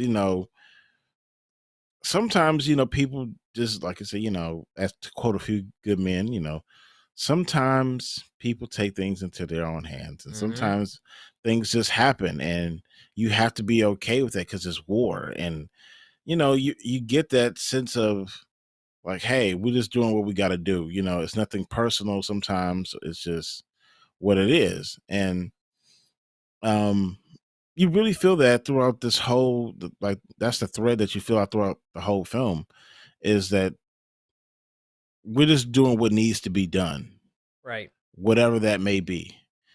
And and I think it's desperation on both sides. You have desperation from the rebellion to stop it, but you also have desperation from the empire to control it. Mm-hmm. Because it's like, okay, we need to make sure that people are going to listen to us and bow to our will. And we need to create that type of culture and environment. Well, how do you do that? You got to build something that people fear. Well, and And then the other thing too is remember that most of the people in the empire didn't even really know what was really going on. I mean, to them, the rebels were that's the terrorists, thing too. You're and right. it's kind of like, okay, well, we got to protect the galaxy, and this is the way to do it. And now we have Hmm. this super weapon, so now we can control the peace and the safety of everybody, and that's really what was funny. And then, of course, you have Galen. Ironically enough, the rebellion actually caused his demise. Yeah, exactly. So of course it was nice that Jin got to reunite with her father, and they were able to have a little bit of that conversation. But it was tragic because here they are finally reunited after all this time. And Casualties of now they could war. have had a relationship, and he could have they could have taken him back, and he could have told them exactly, forget the Death Star plans. You wouldn't even have to Hmm. steal him at that point. I mean, I Hmm. guess you He probably can just still tell would you have. what it. But yeah, he could just tell you. He could show you. He could probably draw it on a napkin or something. I don't know. I mean, when you look at the graphics from the A New Hope thing, I mean, it pretty looked like Hmm. Pong or something. I mean, it's like, well, you could draw that, right? That Yeah, wouldn't be a right. problem. Just get a napkin out and kind of sketch it out for him real quick, given an I mean, you're a approximate designer location. anyway, so Exactly. yeah. Just I mean, redesign it, just like redo the plans or whatever. But yeah, it was kind of nice that they were able to do that. I thought that they gave them that moment, But then of course, look at that, look at that face. It's like mhm. what's that That's environmental hurt. chick? It's Greta Thunberg or whatever her name is. But yeah, it's exactly. This is pain. This is pain mixed with Mhm. anger, mixed with somewhat Yep. bewilderment. Like, you are the good guys. Why are you the ones responsible for this? And of course, we get that great response from Andor where he's talking about, you know what? You have no idea what you're talking about. I mean, he came from with the separatists, and he watched the Republic destroy his life or whatever. And, it's one Mhm. of those, like, you don't really know what war is kind of a thing. I've been doing this since I was a kid. And, And you don't know me, like, well, like not, I'm not. I'm not just. You have to understand, of course, the circumstances, but you don't like. You're looking at me like I'm just some monster. It's like, look, you don't know who I am or what I've been through and what all this represents for us. right, right. And I think that's the biggest problem, actually, is that they're really not as aware. And this is showing where there's a little bit of a disconnect in the rebellion itself, right? Because you have a situation where the rebels aren't quite as cohesive as what we see in A New Hope. They're getting there. I mean, definitely by the end of this movie, that's the beginning of it. But you basically just see a bunch of desperate people banding together for their own reasons to fight this common enemy. But right now, she's not exactly seeing it that way. She's seeing it somewhat emotionally because, again, she's looking at Cassian like he's some sort of a monster. And now, of course, we get to Mm. we're starting to get to those scenes that, you're talking about this like, yeah, I can't wait to do this. But one of the things that I thought was kind of it was a unique choice for Vader to build a castle on the planet that essentially created him in his current form. Mm-hmm. There's poetry there, Sure. It's almost like him mastering that which threatened to destroy him. And I just love the fact that they capture this. Essentially, this kind of looks like the expanded universe version. So I thought it was nice that they borrowed from that a little bit. Yeah, Vader's castle, first of all, just looks super cool. Oh, it's just amazing. And on the inside, and I mean, you look at this, and then of course we get Well, the fact Vader that he back. has the fact that he has his own castle, first of all, like I know. he actually has his, because we've always kind of relegated Vader to just being on one of the ships or whatever. That's But true. to know that he actually has a home away from home, so to speak, or a home away from work, where this is where he resides, this is where he does his brooding, this is where this is his own little fortress of solitude in a way, if you could use a Superman reference or Batcave, since he wears all black, Right. But and this it's just so cool to see that he has his own place. But like you said, of all places, on Mustafar, the place that really kind of created him in his physical form, even Mm-hmm. though he was already created before, he was already Vader before the battle with Obi-Wan. But the fact that he decides to go back here and it's just like, it's almost like facing your fears. Yeah. Yeah. And that's what I really thought was interesting about this whole thing. And again, Krennic going. First of all, it was weird to see Krennic and Vader together for some reason. Yeah. But Krennic finds out real quick. You're not summoned here to grovel. Well, the other thing that I thought was just super cool about this scene is the fact that this is when, again, the Empire is still trying to pretend like, hey, we're still a democracy over here. So Mm-hmm. Vader's like, no, it was actually a mining accident, and there was no, destruction of Jeddah. It was just, and it was weird hearing Vader like trying to make political excuses for what happened. I know, right? There is no Death Star. Yeah, Like, I what are you mean, talking about? it's just one of those things where that was a very bizarre thing from him, but it just again drives home the fact that they're weeks away from dissolving the Senate, but they're not quite there yet. They still need to make things look a little bit more Mm-hmm. benign than they actually are. And then, of course, obviously, there's that whole point where Krennic finds out that the Force choking is a real thing, and I mean, it's just so funny because he's actually happy because he's just all like, well, wait a minute, you mean I'm still in charge? I mean, Yeah, he's he like, wasn't thinking about any of that stuff. He's like, oh, sweet. So I'm still the guy for the Death Star? yeah, he's still trying to further his own political and his Mm-hmm. own, his own personal advances. That it's almost like he didn't give a crap what Vader was talking about until he said that, and he was just like, well, he's like, he kept saying, "Oh, I deserve an audience with the Emperor to, let him know about its potential and what it can do," and he's all trying to, and Vader's checked him a couple of times in this, and that's the funny thing about it, because he first tells him like, "Well, you seem unsettled," and then he's like, "Well, I'm kind of pressed for time." So Vader's just like, "Oh, so you got something more to do than what I have to?" He's kind of, it's kind of like, look, man, you really But don't know who you're it talking goes, to. and that's the thing. It goes back to, it was covered a little bit in some of the additional content, like some of the books, comics, stuff like that. But in the beginning, the military industrial complex or whatever didn't trust Vader at all. They thought he was just some.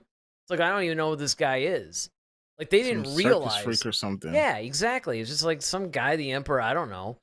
But they still just kind of like sneered at him and just thought he was just some weird freak. They really didn't understand, number one, that no, he's like the second in command, basically. And then this third thing is like, yeah, don't think that just because you hold a rank or something means you're safe from this guy. He'll kill you without even thinking about it. In fact, Yeah. there was an interesting thing in the comic books.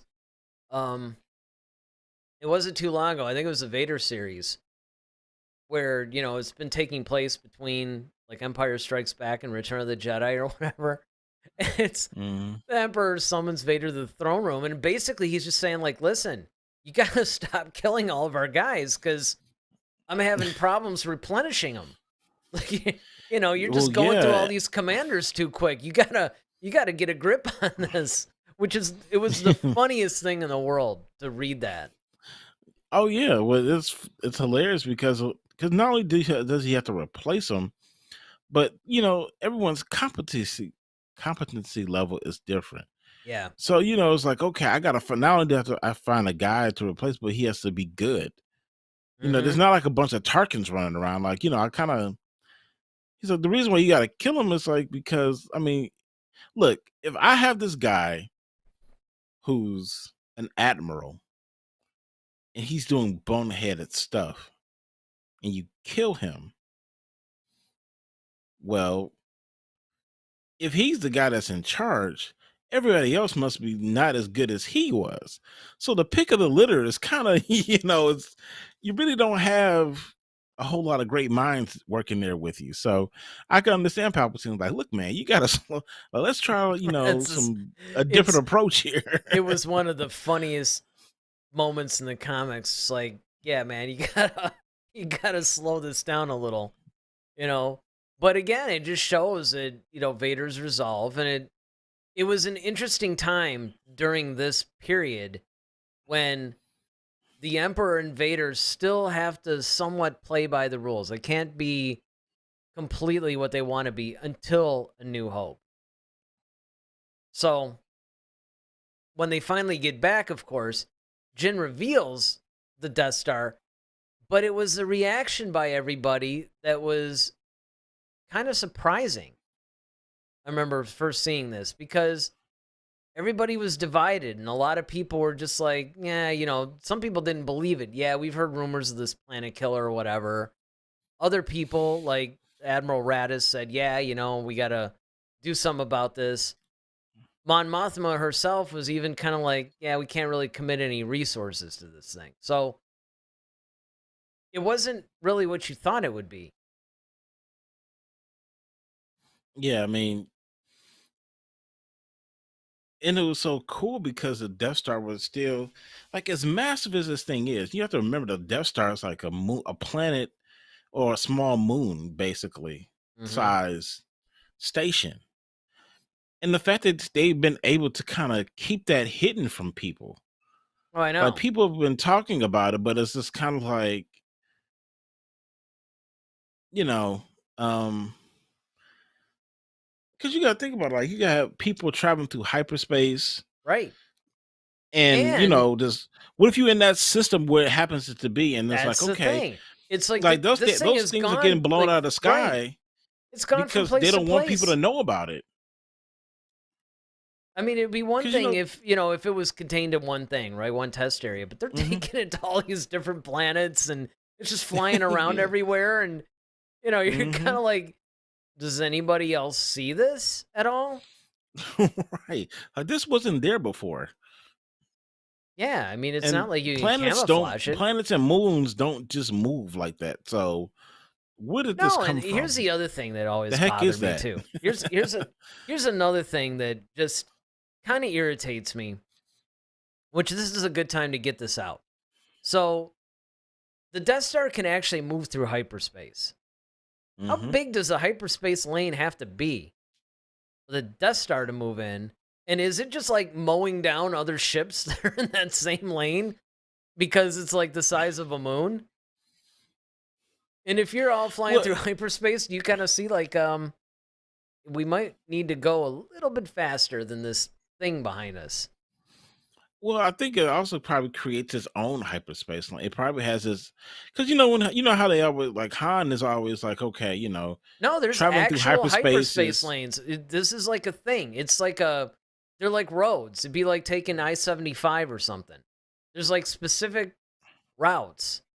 And then, of mm, course, you could deviate from some of it, right? Because depending on where it is that you're going. But no, they're like legitimate, actual routes that are oh, safe oh, for that kind of thing. So that was the thing that I always, I just hmm. started thinking about it. And even I if you always did, thought well, yeah, like I it always thought you just, were just creating. You're creating your own lane. You have to yeah, kind like of a stay in wormhole it. kind of thing or something. Like you're just, yeah. You're But creating it, and you're just hmm. yeah, no, it's almost like shipping lanes on the ocean or something, right? I mean, technically you could go anywhere you wanted, but there's definite predetermined routes that most ships will take because it's kind of been it's the safe way to go. But even if let's just say the Death Star decided to deviate from that, still, I mean, okay, it's going to calculate stuff. It's not like the Millennium Falcon going through, right? I mean, if you're this giant moon-sized thing, I mean, Hmm. there's stuff in the way. And I mean, how maneuverable would it be even in hyperspace? Well, that's what I think when people say I'm getting the coordinates from the nav computer. When Han's like, traveling through hyperspace is not, Like dust and um, crops. dust and crops. Yeah, it's like I think you kind of had. I think when you're putting the things in the computer, it's kind of navigating like, okay, how full is it? Where. Yeah, exactly. So it's like, okay, you got the Death Star moving through that thing. It's like it's pretty full. Yeah, Just the Death Star alone. Nava computer's like, you know what? You might want to wait a few minutes before you, Yeah, you might want to get a detour or something, yeah, just or delay the trip for a little bit. take But the then, of service course, drive.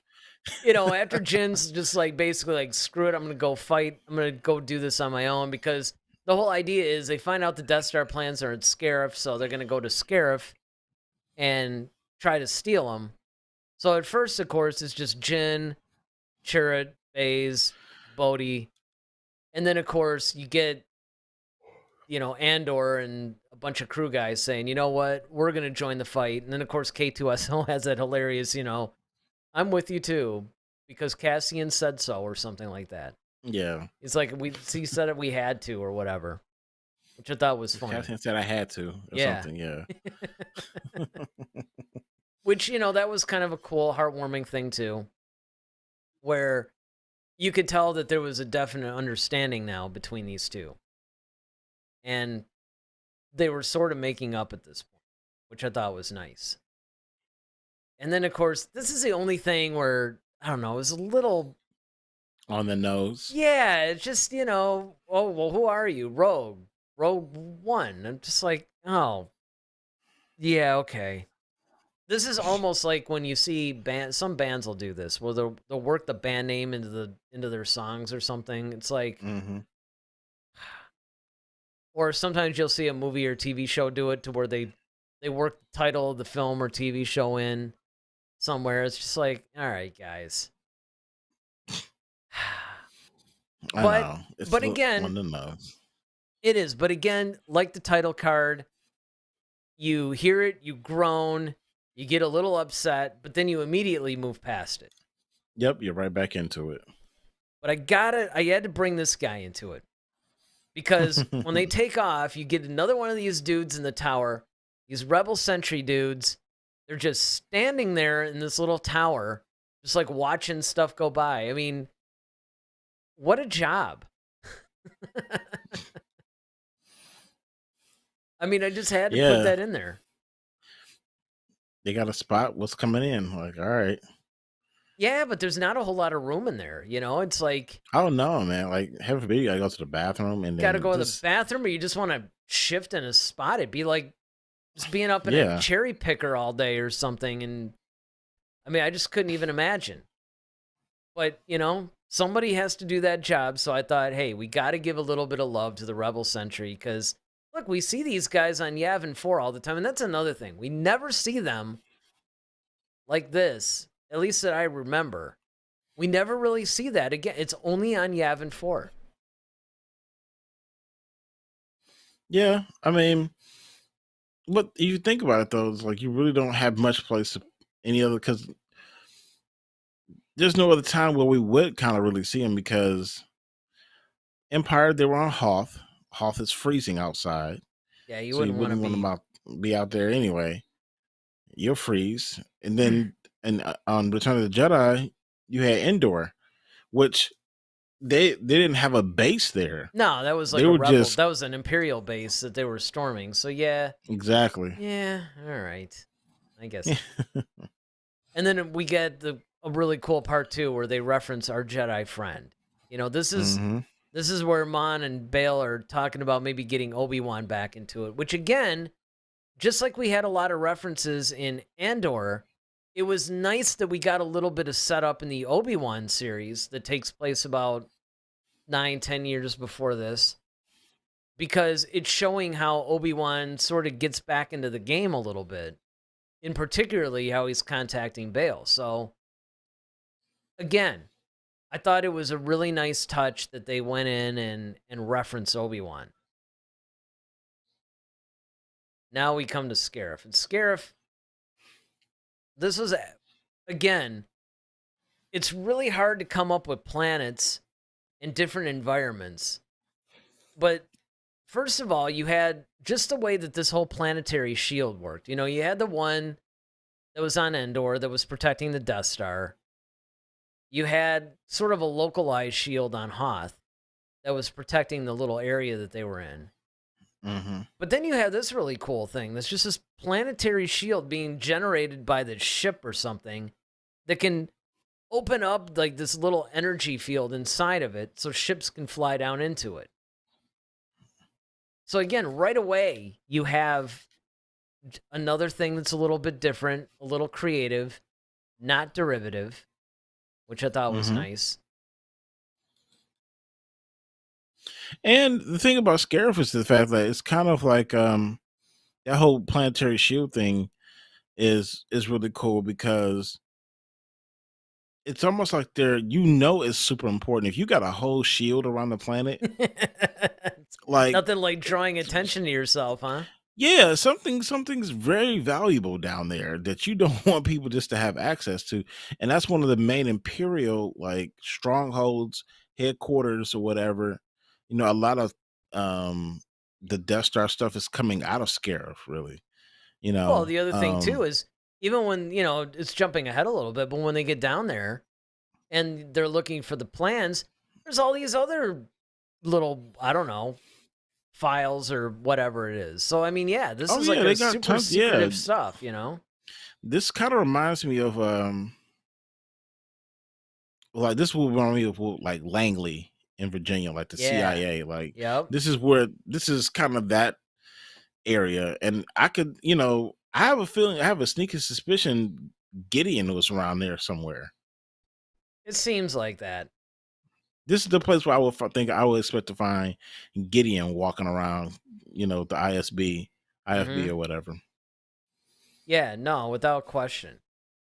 And then naturally our heroes are on their way, and Jin just gives this really cool, today is our Independence Day speech. But I mean, I really enjoyed, because the cool thing about it was that obviously she's not really used to giving speeches. Remember that terrible speech that one dude gave in Andor?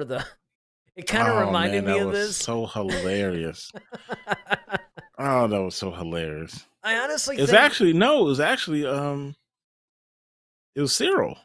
yeah, that's right. It was Cyril. I knew it was It was somebody. It Cyril was who some main it was character. Cyril who gave the speech, and that guy was like, great job. And because Cyril didn't know because he had never commanded of, Never. he.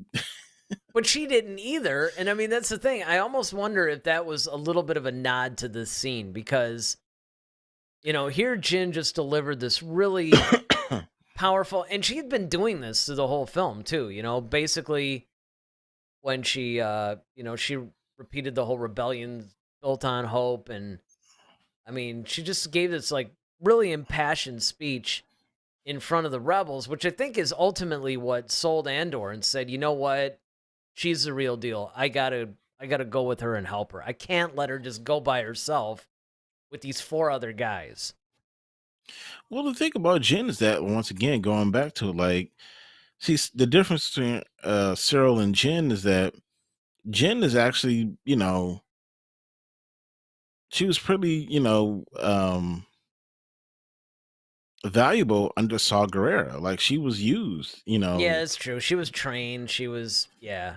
So she's probably had time to listen to Saul and his litany of speeches and, Mm-hmm. growing up and, things like that. Cyril was just like a guy who was trying to be, he just decided he wanted to be, some leader. And then he doesn't really realize what that entails. Jen has actually been there. Yep. No, that's a good point. Well, if they haven't been there before, they've been there now, because this whole ground battle thing. Man, Battlefront, dude. This is totally like the video game. Yeah, this might actually be a still from that, honestly. Because there were so many different but nothing could really capture every element of this ground battle. And again, this is the ground battle, right? Yeah, the ground battle to where you have the soldiers from either side are pretty much shooting at each other at this point. Then you have the X-Wings that managed and the Y-Wings and stuff that broke through the shield before they closed it again. So they're doing this atmospheric battle, which I always thought was cool because it was like aerial combat. It's not a space battle, but it's an aerial combat sequence, much like in a Top Gun situation. You have the AT-ATs, you have some scout walkers, it's just mayhem down there, and it's all done on this beach planet, which even added more to the scene. It's like downtown, it's like Vietnam / Miami or something down there. Like a jungle planet. And then so you got like 3 battles because you have the ground battle, the atmospheric battle, and then above Scarab, now you have the actual space battle that's going on up there. Oh yeah. Yeah. And then of course you also have these cameos, right? I mean, before everybody takes off, because they always flash back, you have Chopper, you have C-3PO and R2-D2. I enjoyed seeing these, but I did think they were shoehorned in a little bit. Just like, oh, look, here's C-3PO. Oh, look, there's R2. Because really, story-wise, they added nothing. No, I mean, at least with the other movies, think they just wanted to keep the streak going. They did. Of that 3PO has to be in every Star Wars film. Every Star Wars film. Yeah, Anthony Daniels has to be in every Star Wars thing. And that's what I mean. They shoehorned it in. But, I don't know. I enjoyed it. It was nice seeing the familiar face. Although what's funny is, they put C-3PO and R2-D2 in there, even Chopper to a degree, to give you a familiar face. But now that we've had time to live with these characters, it's almost like it sticks out. They're not needed. We know who Andor is now. We know who Mon Mothma, Bail Organa. We know these characters now almost as much as we know the original guys. So I thought that was kind of cool.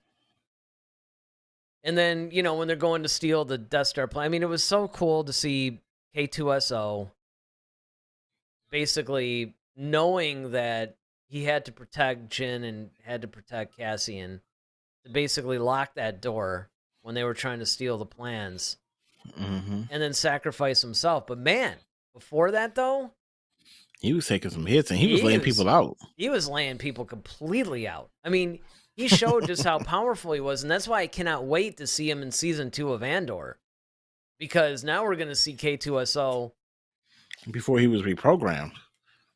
Yeah, and I think that we're probably going to see him a little bit after he was reprogrammed as well. Sure. They're probably going to do like a, because they did say with Andor season 2 there's going to be a lot of time hopping. But yeah, I mean this scene where he ends up dying, I mean, it really got to me, man. It was a really emotional kind of a thing, which touching, yeah. It was. Think about it. He was a droid. How do you get it to where it gives you that much heart, that much whatever, and you're like, oh man, I'm crying, and it's a machine basically. Well, that's because George Lucas had the brilliant idea not to just make them so robotic, Hmm. but he gave them personality. He made you feel like they were people.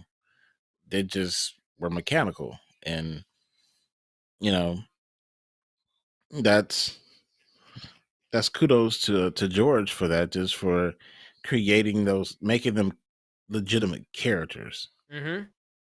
No, I agree. Well, you mentioned it. You talked about the space battle. And you're right. I mean, there's like three Yeah. battles going on: ground battle, atmospheric, like aerial battle, and then, of course, the space battle. And the space battle, again, I always said that the Battle of Scarif is probably the most underrated battle of the entire franchise. Because Hmm. honestly, in scope, it's actually larger if you count the fact that there's like three layers of battle Yeah. going on, right? True. I mean, sure, you could point to Return of the Jedi where they had the whole thing going on Endor and then in space. And no doubt that Return of the Jedi space battle is still one of the best cinematic Yeah. space battles. But the battle that was going on Endor wasn't quite as intense as what's going on here on Scarif. Oh, definitely. Yeah, the And one on Scarif was way more, just pulse pounding, is way more carnage, man. That you could really truly see on Scarab, man. I mean, it's just you know, it gave a very realistic approach to war. that's where I think that this is different. Is that You didn't have there's you didn't have teddy bears running around. I mean, this is right. you got real people, just getting arms and limbs and being stepping on mines, and I mean, it's just all sorts of stuff going um on Scarab. Yeah, I mean, the funny part to me too is, especially when the ground battle and everything starts, it's like Krennic's in there because he's saying, "Okay, I want every communication Galen Erso ever did, ever did or whatever," and everybody's just sitting there watching all these explosions going off, and he was like, "Well, go do something." I mean, I just thought that was kind of a human moment, Yep. and then we get to the part again. This is kind of happening to a degree. Um, Before all this stuff happened, where K2SO, Jin, and Andor were trying to get through, and of course, K2SO is basically like, "Look, man, we got 25% chance of making it through alive," and then they call the stormtroopers away, and he's like, "No, okay, maybe 40% or whatever." I forgot what he said, but that was pretty funny. But again, now we get to the room where they're stealing the plans. Of course, Krennic's going to try to thwart them. He's got his death troopers with him. This is Man, a that was such an impressive walk too, as oh they're yeah. marching towards that with those Death Troopers, man. Mm-hmm. Absolutely. And just even the whole scene to where, because usually it's stuff like this bothers me. Normally, if you have a scene where, okay, they have to go get their whatever the mission is, right? And they have to run into all this stuff. And oh, like for example, in this one, they're going to get the plans. They figure out it was called Stardust. Okay, fine. That makes sense. Hmm. And then the arm gets stuck.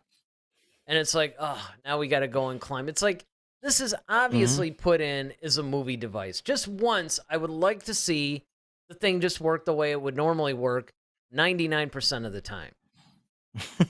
I mean, this to me is like, a car You runs got to make it perfectly harder. fine until, the final girl has to run away from the mass killer and suddenly the car won't start. It Yeah, never it's starts, yep, it's dead. Yep. or they suddenly are walking like a baby calf or they can't take two steps without falling or something. I mean, obviously it's to Hmm. add drama and tension and all that stuff, but it's just so overdone. But again, that said, I mean, I don't want to seem like it really took anything away because, again, it was done so well. Now, after we get to all this, of course, now unfortunately our heroes start dying. And this was something that, Mm. again, that was surprising to me, but because they didn't really, a lot of people sometimes will say things like, well, they had to do it. They had to do it. They didn't really have Mhm. to. I mean, you could have said that, Andor was off on a mission somewhere during the original trilogy doing something like Ahsoka, but one by Well, one. yeah, well, I think that you kind of have to have. Well, one, it's a war film, so it makes sense. Yeah, Number well, one, that exactly. Exactly. that you know, everyone shouldn't get out, in my opinion. And then two, um, yeah, you could say that some people may have made it out, and maybe you would have could said, but the thing is that you had prominent people who were on the front lines of everything. Mm-hmm. So you would have to explain why they weren't in the original trilogy on the front lines yet again. Like once again, you're okay. So you have them do the whole Rogue One thing where they're trying to steal the plans. Now it's time to actually attack this stupid thing or rescue Princess Leia. You would definitely send Andor out to do that. You know what I mean? Like Yeah, no, that makes sense. so.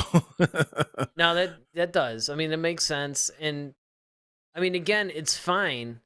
And I think you're also hitting the nail more on the head too. Besides, I mean, that's actually a really strong point. But the other strong point is the fact that yes, to have everybody die is just extremely tragic and one of the realities of war. Sometimes all the main heroes die.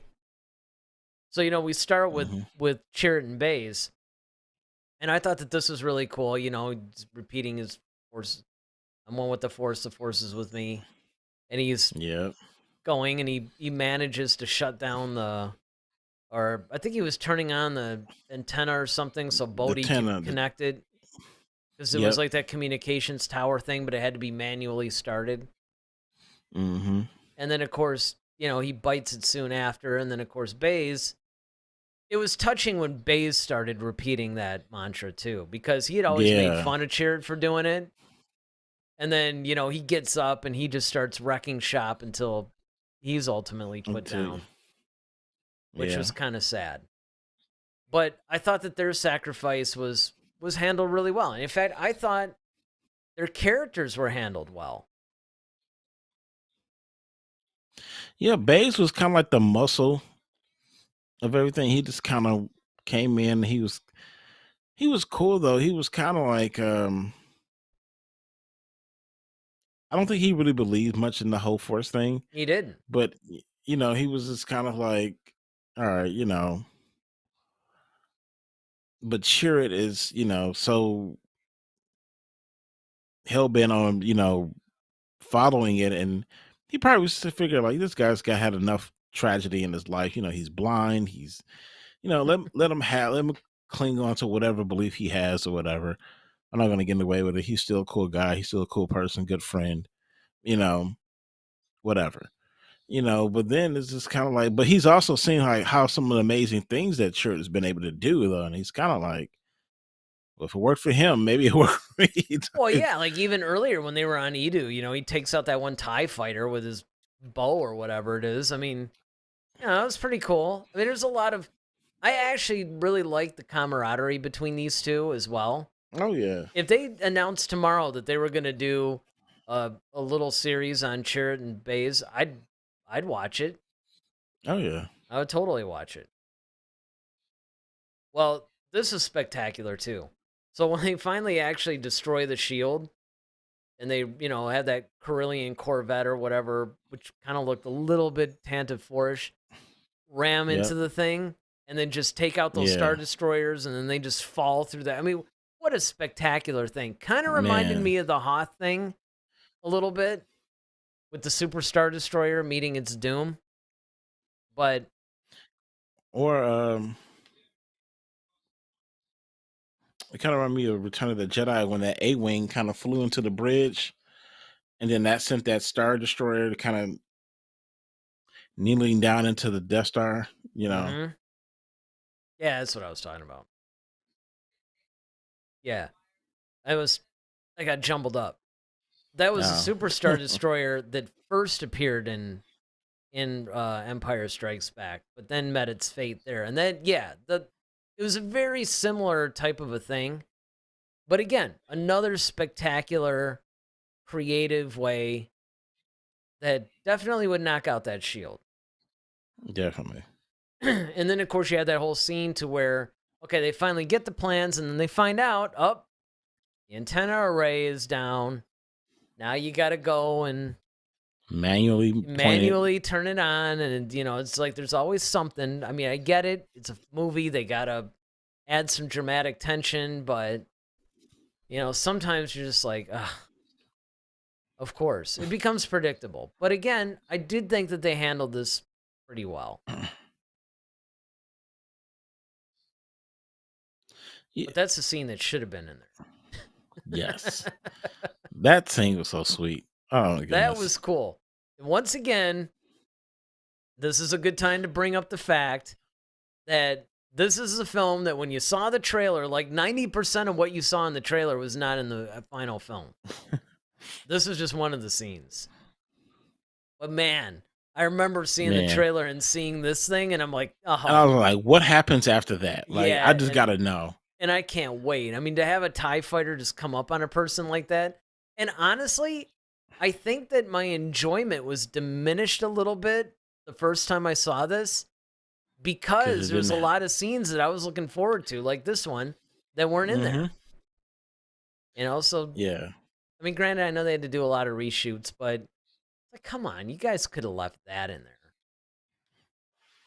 Yeah, cinematically speaking, it would just look. And this, man, oh my goodness. Right, when Death Star then came over scared. I mean, again, talk about cinematic, man. I mean, this right here, man, they had so many cool little cinematic moments, but like this was one of the main ones. It's just like, it's very. And the fact that it was very, now this is the most ominous moment. Yes. When it's just kind of just. It just like kind of comes up over the horizon. Yeah. Yeah. And it's like, okay, nothing good is about to transpire after this. No, and the funniest reaction was, after Krennic was dispatched by Jyn and Cassian, and he was there and he looks up and he sees this, and it's like, he knows. He sees in he's like, oh yeah. It's like, Tarkin. Right. Khan. Yeah, right. Yeah, exactly. And then, obviously they destroy the thing, and this is pretty much their final moments, which I really, honestly thought this was one of the most poignant scenes in the entire film. I love the fact that they went silent. Like, they didn't have... Like, I just love that it's like a weird sense of tranquility, but it was silent, and it almost looks like a lovely day type thing. Like, oh, look at the sun rising up there, hugging on the beach. It's beautiful agony. Well, and that's the thing. It's like, and they know, they had that little bonding moment at the end. They basically, because when the Death Star laser hits and then the effects are basically coming towards them, it's, it almost looks like a beautiful, natural thing that you would want to, let's sit and hold hands and watch this. But they know they're about to meet their demise, and there's no escape for them. Nope. And so, they die in an embrace. Yep. And what I really liked about it, too, they did not go for the cliche thing of making them a romantic couple. A couple. Yeah. Like having a love interest kind of thing. I mean, these were two people, two soldiers who really understood each other, who developed a bond, and, they kept it that way. They kept it that way. And that was, to me, that was really, really good. Friend zone till death. That's what I'm talking about. Friend zone till death. And then, of course, the Vader scene. Man, I mean, I can never get enough of this scene. Like, I would never get tired of this. This scene to me is like there was a thing I saw on social media where they was asking, what's the greatest entrance of a villain? like in any movie, and it's like this has to be number one. Just to hear the creaking of you got the alarms going off in the background, the creaking of the door, and this complete darkness, and you hear the breathing, Mm-hmm. so you know who's there. But then him just standing there, and then the blade ignites, and you just see his silhouette there, and everyone's face is like, "Oh, it's him." Like, and then he just goes on the rampage. He's just on Complete the warpath. rampage. And this is the first time in film that we see Vader in a suit actually at his zenith, to where he's going through and just completely showing Mowing. why he's feared, what he can do. And again, up until this point, this has been a relatively Jedi Sith force-free movie. I mean, Vader Mhm. was in there, but he was more or less in a military capacity almost. You know, he was just Sure. talking to some of his subordinates. I mean, there wasn't any real Jedi Sith stuff going. So this is a pleasant surprise, because I remember we both talked about this when we saw the movie. We thought that the whole thing with Cassian and Jin, dying, that was going to be pretty much it. Mhm. And then you get this scene. It's kind of like, This wait, is you mean like there's still stuff going on? And yeah, it just, man, and just, you could feel the fear that they felt when they were trying to hand out the plans and they were trying to hurry up, and yeah. man, in the theater, like when you see this in the theater, I lost my mind. Like I couldn't even talk. Like I was just sitting here like a little kid, like, Oh yeah. oh, it was just, and then to see him just going through, and he's like blocking every blast they throw at him, and it's like 10 or 15 guys in his little corridor, and he's just handling it at all, Yep. picking up Taking their people guns on the away, picking people up, choking them, throwing choking them. them, throwing. I mean, he's just manhandling When he like everybody. stabbed that one guy through the chest and the door. Yeah, Like, I mean, it was just like, man. Yeah, this is a and it looked like at one scene like he was beating somebody with his lightsaber. Like he was just like, just, well, like he was clubbing him with it. he was I was just definitely like, letting dude. the anger out on that one. That was pretty cool. And then, of course, there's that whole scene where he goes through and he almost gets it, and the Tantive 4 escapes. And it's like, oh, he's so close. Mm-hmm. And I mean, this is what a way to set up the scene in episode 4, because it makes so much more sense now when you see that scene. Yeah. Because here's the thing, when we first saw episode 4, and again, as a reminder, when it was released in 77, it didn't say episode 4, it just said Star Wars and then the crawl. The episode 4 part wasn't added till like 1980 or something, when it was re-released in theaters, right before Empire came out, where it said episode 5. So you go, okay, cool. Even when you saw the prequels, you kind of got the gist of, okay, that's where we were and this is where we are. But it wasn't until this movie was released that you actually get context for what you're seeing at the beginning of episode 4. Yeah. Yeah, definitely. I mean, the fact that it butts up right against the whole chase of them chasing after,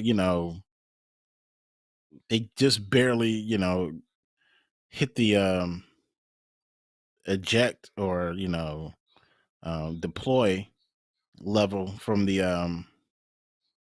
Oh yeah, it from the was original close. ship. I mean, and so this thing is just barely getting away, and Vader's just standing there like, all right. And then next thing you know, when we look at episode 4, now we're seeing the Tantum 4, just flying around. Then you see the big, you know, Yeah, like, so now Star you see, Destroyer like, oh, just well, like, Vader now is determined to get those plans back. And that's why it's really cool, actually, to watch this and then watch 4, like, right after. And then, speaking of which, of course, to tie it in even more, we get another example of the whole CGI thing, which this is uncanny, because we kind of knew about the yeah, Tarkin thing. We didn't know about this one. know about Leia. Yeah. No, she turned around and she's like, Hope. You're just like, Yeah. whoa. Whoa. Yeah. Like, how the heck did they do that one? Yeah, and it was I mean, I was trying to look for little imperfections, like, because at first I thought it was like another actress that was playing. I was like, man, mhm, they really nailed it. And others like, right? no, that's because I was like, dude, Carrie Fisher's got like a little twin out here or something. Yeah, and the fact that But they could actually go back and do that, and of course that if you guys missed it at all, we did actually do a special episode of our show on the whole de-aging, where's it going? Should they be doing it? It was a whole discussion based around this very technology. So you're definitely going to want to go back and check that out. But oh yeah. Yeah, I mean overall, man, this movie was just really, like I said, I honestly think that of all the Disney era Star Wars films, that's the best one. and proof of that, Eric, you and I saw this movie probably what 3 or 4 times in the theater. Yeah, we did. That's right. I mean, like this is how, and I can't recall the last time we've actually like because with the sequel trilogy, I think we did that. Well, I mean, we Maybe we saw. I with think we Force saw Force Awakens, Awakens. yeah. We saw Force Awakens twice. I Mhm. think. At least I can recall. I think I saw at least twice. Yeah, I think But I saw it like maybe and maybe the Rise of 4 Skywalker. times. I think I saw it 4 times, and yeah, Rise of Skywalker. Last Jedi, I think I might have seen twice. But this Well, that's right. one, You get to take your parents to go see it. So mhm. yeah. But this one, you and I went the day after. Like we saw it, on the midnight opening or whatever, and then Yep. the next day, like less than 24 hours after, we're like, Hours. We're right yeah, man, we back. got to Like go see it again. yeah. And we took our other partner Ed with us, and Yep. Yeah. Like, then man, you he was got to just like, check this out. man, like he's just like, all right, this is really cool. I'm like, yeah, man, we told you it was. Oh yeah, and I know I saw it another time with my parents. I mean, I probably saw it about 5 times. Yeah. So yeah, you're right. It's by far the most that I've seen any of the Disney era ones theatrically. So yeah. All right. Well, it's rating time. Ah, yes, it is.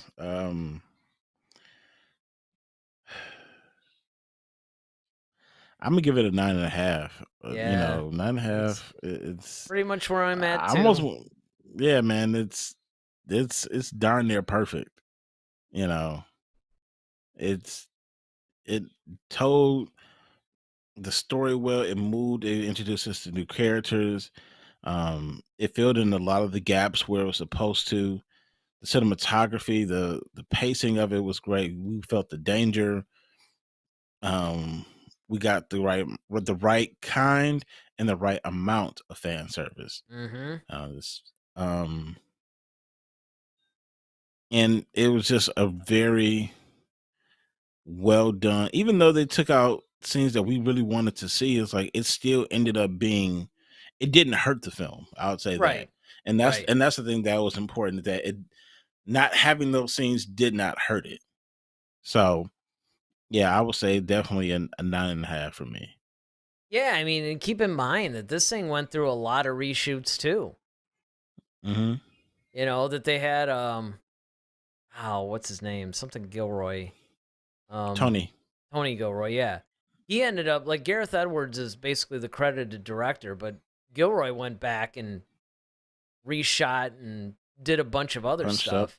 And of course, Yeah. he went on to actually write and direct Andor. So Hmm. there's a there was a lot of issues with this movie, much like how there was with Solo, and just like I think Solo actually benefited a little bit, so did this one. I think that ultimately it created a great balance. This is also the first Star Wars film that didn't have John Williams composing the music, Hmm. but yet, I mean, for the most part, the music was actually good, It Star was Wars cool. ish. I don't think anything was really memorable about it, Now but it there was was one theme that I do remember really, really liking. Oh, of course, I can't remember what it is. Maybe that makes your point, but hmm I don't. But I mean, it went, and again, I mean, it didn't John hurt the Williams film, and that, aside, and that's what I'm saying. well, Like I that, think it and that's what I mean. enhanced Like it. I mean, music really in a film's not supposed to stick out that much. It's just that John right. Williams is so gifted that Hmm. Because when you're actually watching the movie, the music perfectly fits the scene, and it's not until afterwards you go, wow, music in this thing was tremendous. Yeah. Maybe it wasn't tremendous, but the music was good. And like you said, it didn't hurt it. I mean, about the only time that I thought it was a little cheesy was with that horrible title card. And, you had the dun, dun, dun, dun, dun, dun, some like almost, hey, I need a royalty-free, version of like an adventure film theme or something. I mean, it kind of felt, but they did use that same theme later on, and it didn't seem as cheesy to me. So maybe it was just a title card that did it. But all right, looks like we're wrapping up our review of Rogue One. So let us know what you guys think. First of all, what was your favorite scene in the movie? I mean, everybody's probably going to say the Vader scene, but hey, you never know. What was your favorite scene in the movie, and where does this movie sit with you in the order of Star Wars films? Is this kind of closer to your favorite? Was this one of your least favorite? If you had to rank the Star Wars films, where would Rogue One sit? So Friday, we're going to be doing Mandalorian Episode 3, or Chapter 19. Yep. So you guys aren't going to want to miss that, because The Mandalorian is starting out really strong, and I'm sure that we can expect another fantastic episode this coming Wednesday. We'll be reviewing it on Friday, and next Monday, we're going to start getting into the sequels. The Force Awakens, so you guys aren't going to want to miss that. Buckle up. Well, The Force Awakens might get relatively unscathed. What's interesting is The Force Awakens will be the last one that we've never reviewed, because the second episode of our podcast ever was The Last Jedi review. Yep. So it'll be interesting to see how the two compare. I'm purposely not going to go back and listen to it, but you guys should, and then see if we're hypocrites or if we still, we still feel the same. So until Friday, we will see you guys. Remember, 8 o'clock for Friday and for Monday, and we'll see you guys Friday. With that, I'm Eric Vansel. I'm Daryl Sanders. May the Force be with you. Always. Head to Head, a Star Wars podcast. Be sure to follow us on Twitter @HeadToHeadSW. Submit your questions for our next show. Visit our official website at headtoheadswpodcast.com. Until next time, may the Force be with you, always.